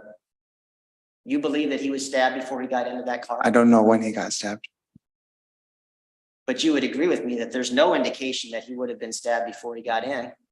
There's no markings on his body. He got stabbed by the time I got to my dad's house. I know that for a fact. So sometime between when he gets into this car at the Select Mart and when you get back to your dad's apartment, he was stabbed. Mr. Loomis, I didn't do it. I don't know when he got stabbed, but I do know now that when we got to my dad's house, he was stabbed.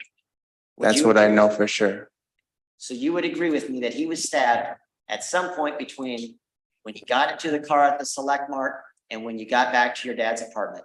He was stabbed sometime before we got to my dad's. I can say with utmost certainty. But there's nothing in that video that would show he was stabbed before he got into the car, correct? Apparently no. So that would limit the time between Select Mart and your dad's apartment, wouldn't it? Yeah. And you were seated to the left of Yes, I Mr. was. Harlan, weren't you? Yes, And you were the one carrying around a knife in your pocket, weren't you? I wasn't the only one with the knife. You were the only one carrying around a knife that was hidden that particular night, weren't you, Mr. Parker? Yes. But people also left. Oh, sorry. You were the only one that hid a knife that night, is that right? Yes, And that's this particular knife here. yes,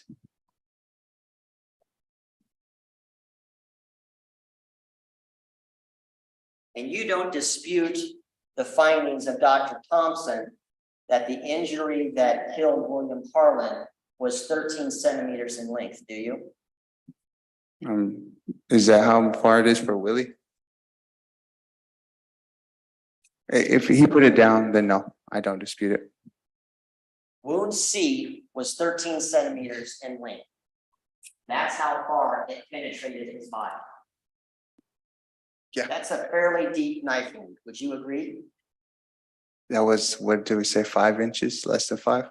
Between 5 and 6. But then he was saying that the likelihood it could be a small knife as well, though, correct?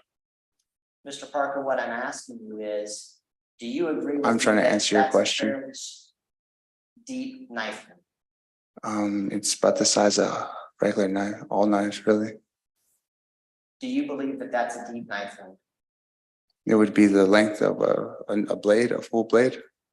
So wouldn't that be just the length? I guess. Mr. Parker, it's certainly feasible that this knife and its blade is long enough to make a wound that's 13 centimeters into the chest of Mr. Harlan, isn't it? Yes.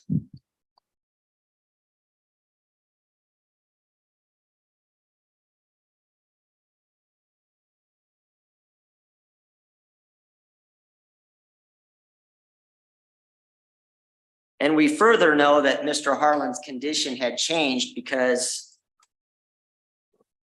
his head was now dropped back.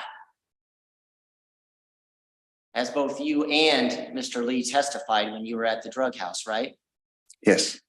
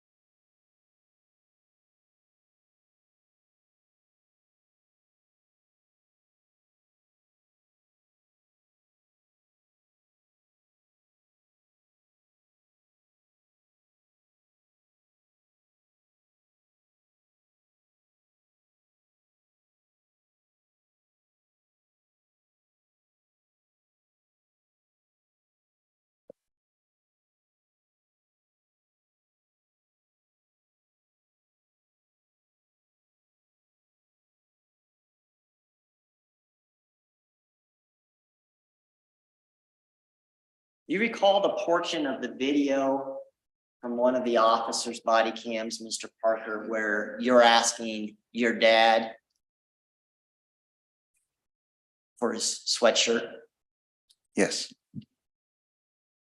And do you recall at the end of that particular clip, your dad is asked by Officer Adamy about the relationship between you and him? Yes. Your dad said that you were his first cousin.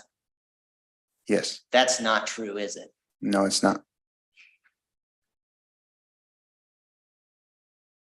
And your dad offered up the fact that you have a last name of Mosa Keats, right? Yes. I don't know That's- why he did that. That's not true either, is it? No, it's not.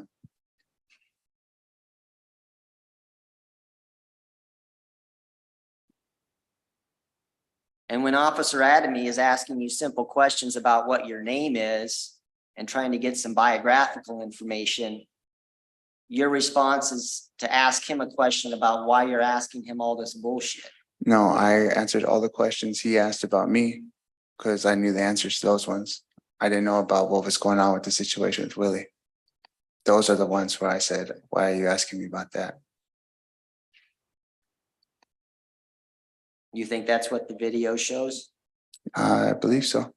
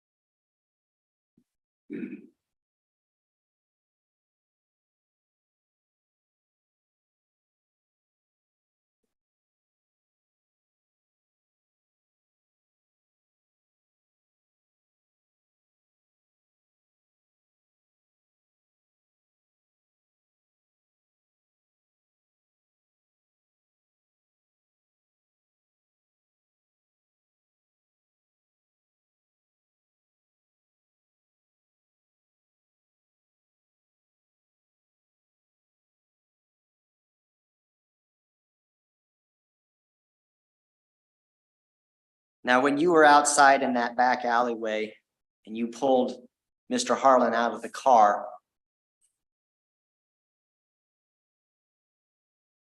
you tossed him to the ground. Just, I tried to aim for a snow pile. what's that? I was aiming for a snow pile. So you were trying to toss him gently? But I might be a bigger guy, but at that point I wasn't in the best of shape. So me holding him, I was like, it's kind of the most of my strength. And to move him that way, and I was carrying him by myself. I didn't want to slip and drop him right in between the car and the snowbank. So I tried to make it to the snowbank as fast as I could without hurting him too. I wasn't trying to throw him really hard, just trying to toss him there. You weren't trying to toss him hard? No, I was just trying to toss him there, but with what my body would allow. Because you were grossed out by his bodily functions that he was doing, I guess? Is that what you're saying? Yes.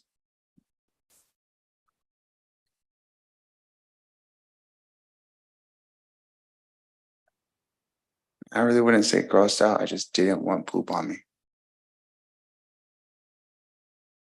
You didn't want poop on you, but you decided it would be a good idea to wrap a poopy shirt up around your knife and put it in the. That was before we knew this guy was stabbed up.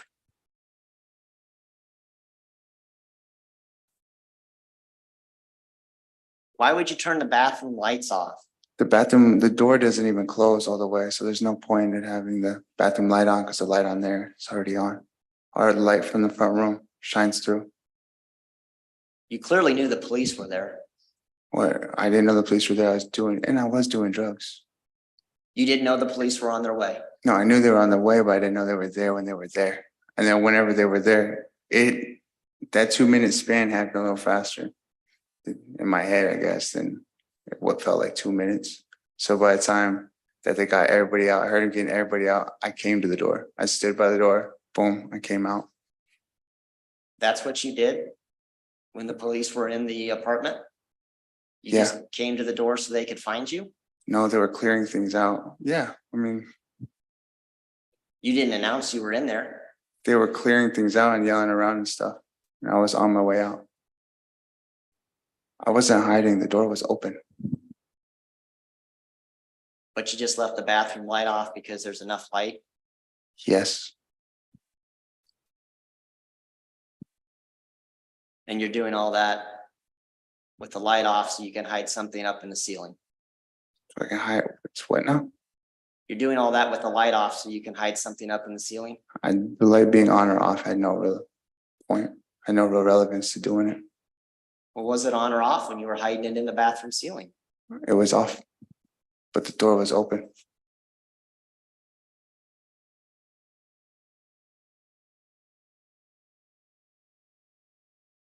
And the shock of everything that particular night is what led to your response in dealing with the officers. What's that? The shock of finding out that Mr. Harlan was stabbed. That's why you responded to officers the way you did. I had just done a lot of drugs and I was having a bit of a rush. But you said that you were tired by that point. Oh, the little rush is short lived. I was tired. It was only enough for a little boost.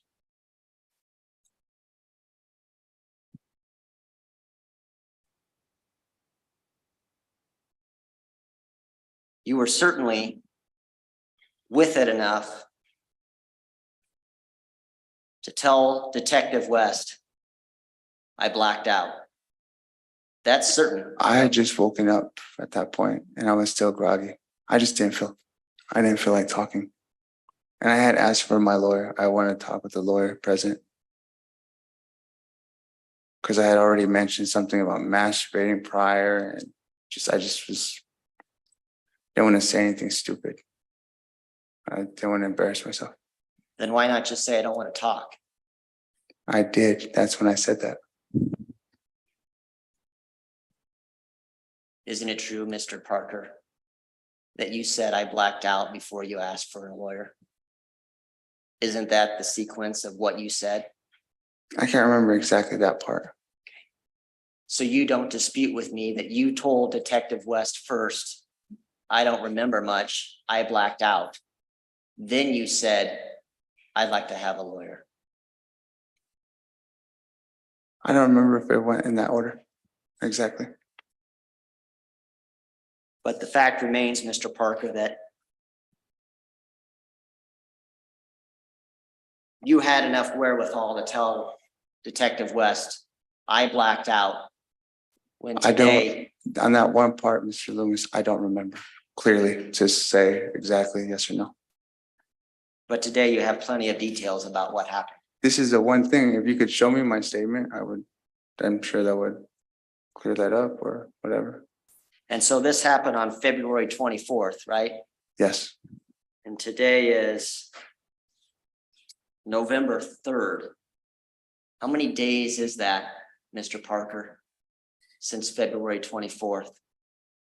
November 3rd, is that, March, April, May, June, July, August, September, October. You've had 8 months to think about your story, haven't you, Mr. Parker? I guess, yeah. Thank you. Nothing further. Mr. Close, anything else? No, Your Honor. All right, thank you. You can step down. Okay. Does the defendant have additional evidence, Mr. Lewis? No, Your Honor, the defendant would rest. Mr. Loomis, have you decided whether you'll have any rebuttal or not? Or do you need some time? Yeah, sure. Folks, we're gonna take a break until state can make that determination and inform the court, and then that'll help us determine what we do next. So we're gonna let you go back and take a little break until we call you back in. So I'll rise to reasons.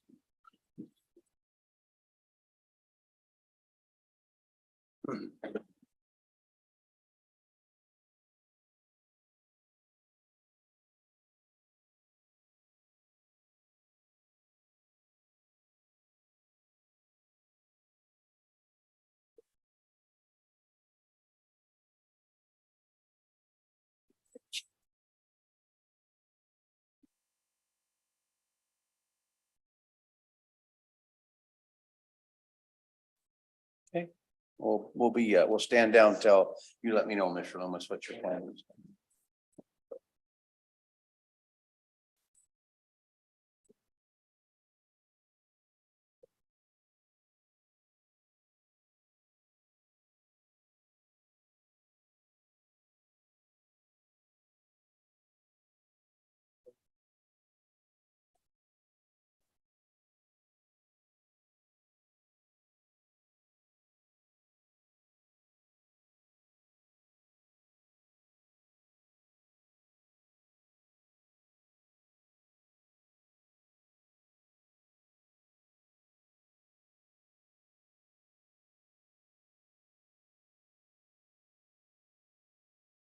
And so we're 3:40, just about, so.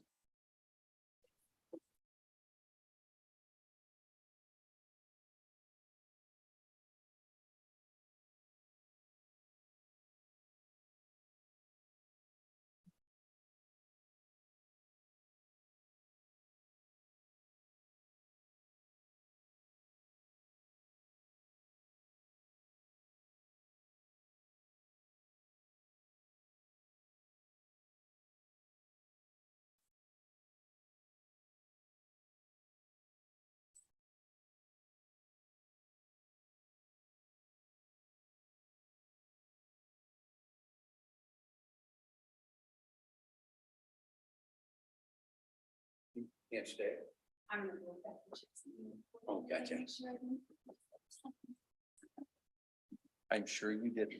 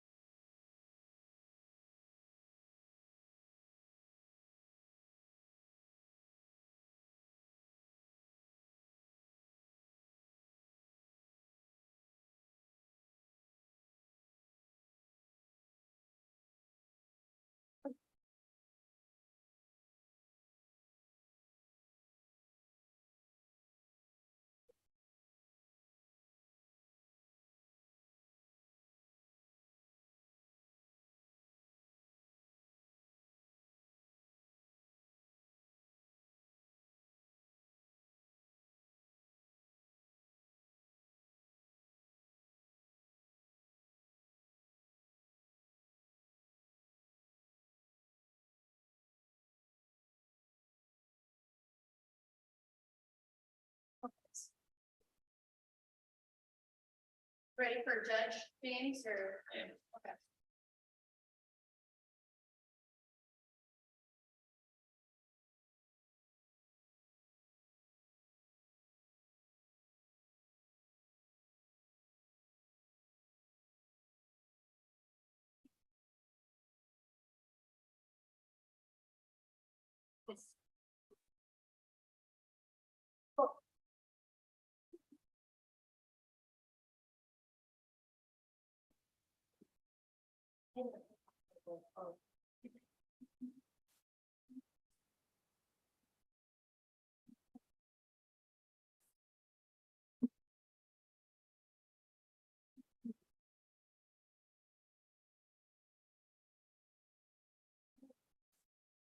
What can you tell me?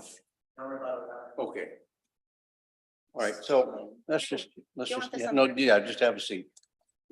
We'll, let's talk about, Are we on?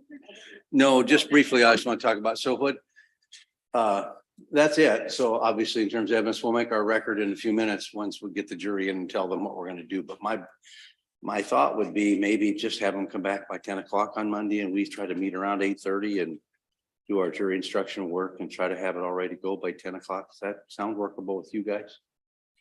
Yes.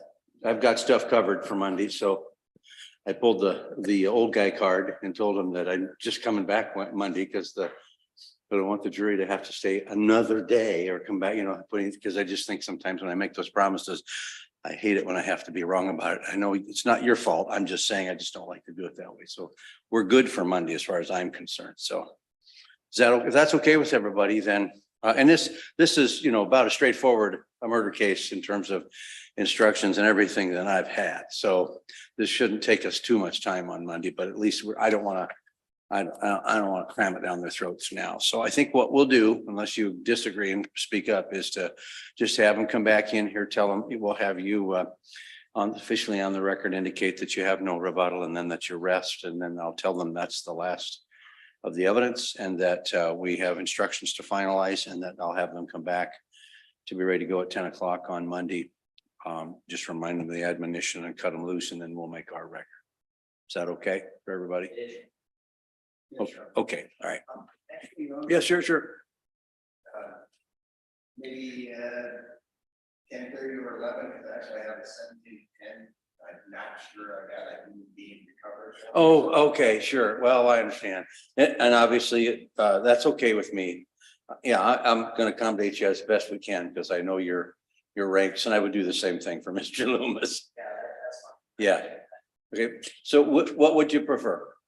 10:30, I'm not gonna be long-winded, I think. Oh, okay, but 10:30 is good, okay. But do you think you'll be able to be available? I don't know what time your sentencing is. It's a 10. It's at 10? Okay, all right. So we'll try to work right up to when you need to go and we'll make it work. Okay. Okay, that's good.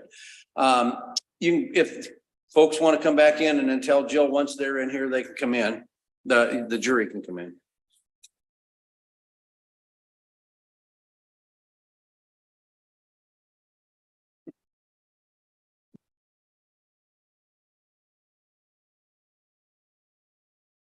Interestingly, we had a media request and we're not having media at all. No level of media, not even the journal. They're apparently not interested. Have we reached the level of murder and interest? I suppose that's one of those rhetorical questions. Well, maybe they'll talk about stuff. Maybe we will. Because I asked Molly to reach out so that I said, if you have any people coming, I'd like to at least have a chance. Not have you come see the program, so they know where to plug in and things like that. There's a lot of times that way helps because there's enough change over because it's a small market. New people through that. She said, as far as we know, nobody's coming until maybe the first full day of evidence.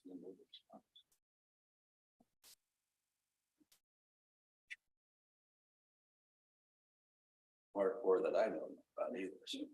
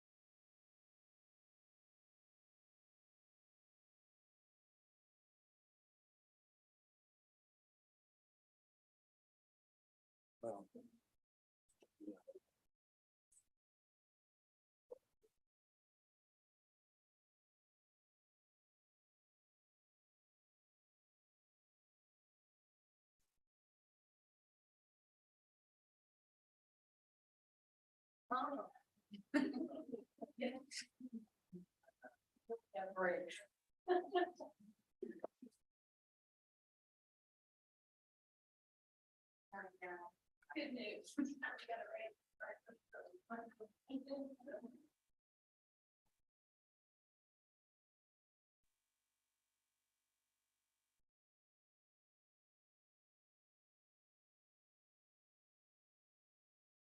Okay, everyone may be seated. Mr. Loomis, I'll leave off, I'll start where we left it, and that is there any rebuttal on behalf of the state? There is not, the state rests. All right, okay. And folks, we just had to have that determined before we could decide what was going to happen next. So that essentially means you have all the evidence there is in this case. The next thing that we have to do is we have to make a bit of a record again on legal matters, which we typically do at the end of all the evidence. And then, of course, we've got to work on jury instructions, and we're not going to be able to get these things done as I had hoped to have this submitted to you today. It's going to be on Monday. And so we talked a little bit about availability of counsel on Monday as well. So we're going to have you come back so you're ready to start at 10:30 on Monday. Part of what we're dealing with in the criminal justice system here in this district is a lack of attorneys on cases, criminal cases. And so we're trying to make everything work and accommodating things. And Mr. Lowe says something that he's got to take care of Monday morning, and to work around that. It's not his fault that there's a problem, but I just wanted to understand, we would normally have started a little earlier, but we have to be more accommodating because we're shorthanded with attorneys. Just wanted to understand that we're just trying to work with everything that we got going on. And it's not just our problem, it's statewide. So I just wanted to explain that to you a little bit. So I really want you to just keep in mind the admonition I've previously given you. It's a longer break, but clearly you're capable of doing that. And you get a little bit of a jump start on the weekend this way. And so if you just want to leave your items on the chair, Jill and Natasha will pick them up, and we'll see you on Monday. Be here just shortly before 10:30. Our hope is to be able to get started right about 10:30. Okay, all rise. The jury is excused for the weekend.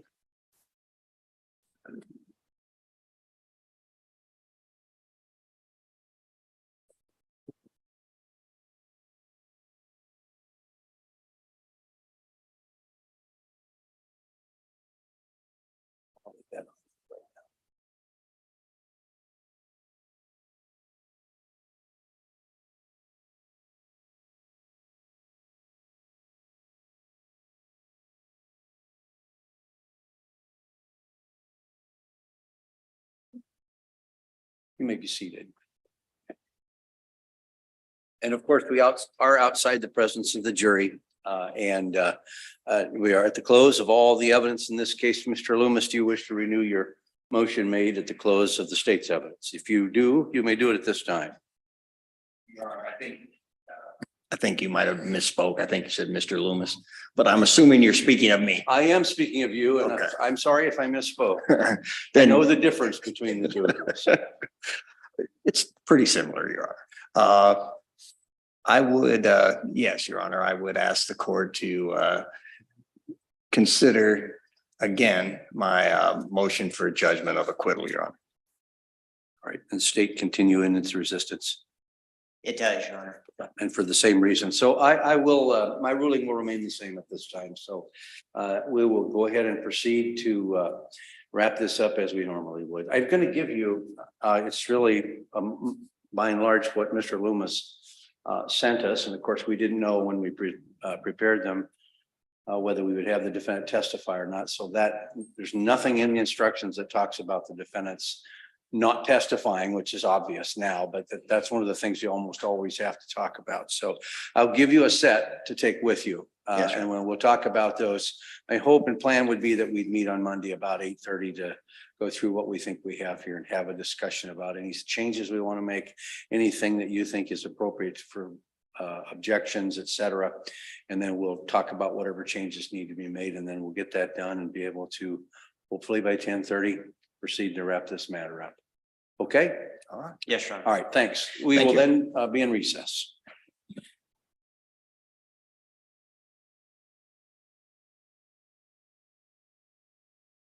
And James, there's your copy, and John or Ben, there's an extra copy, so.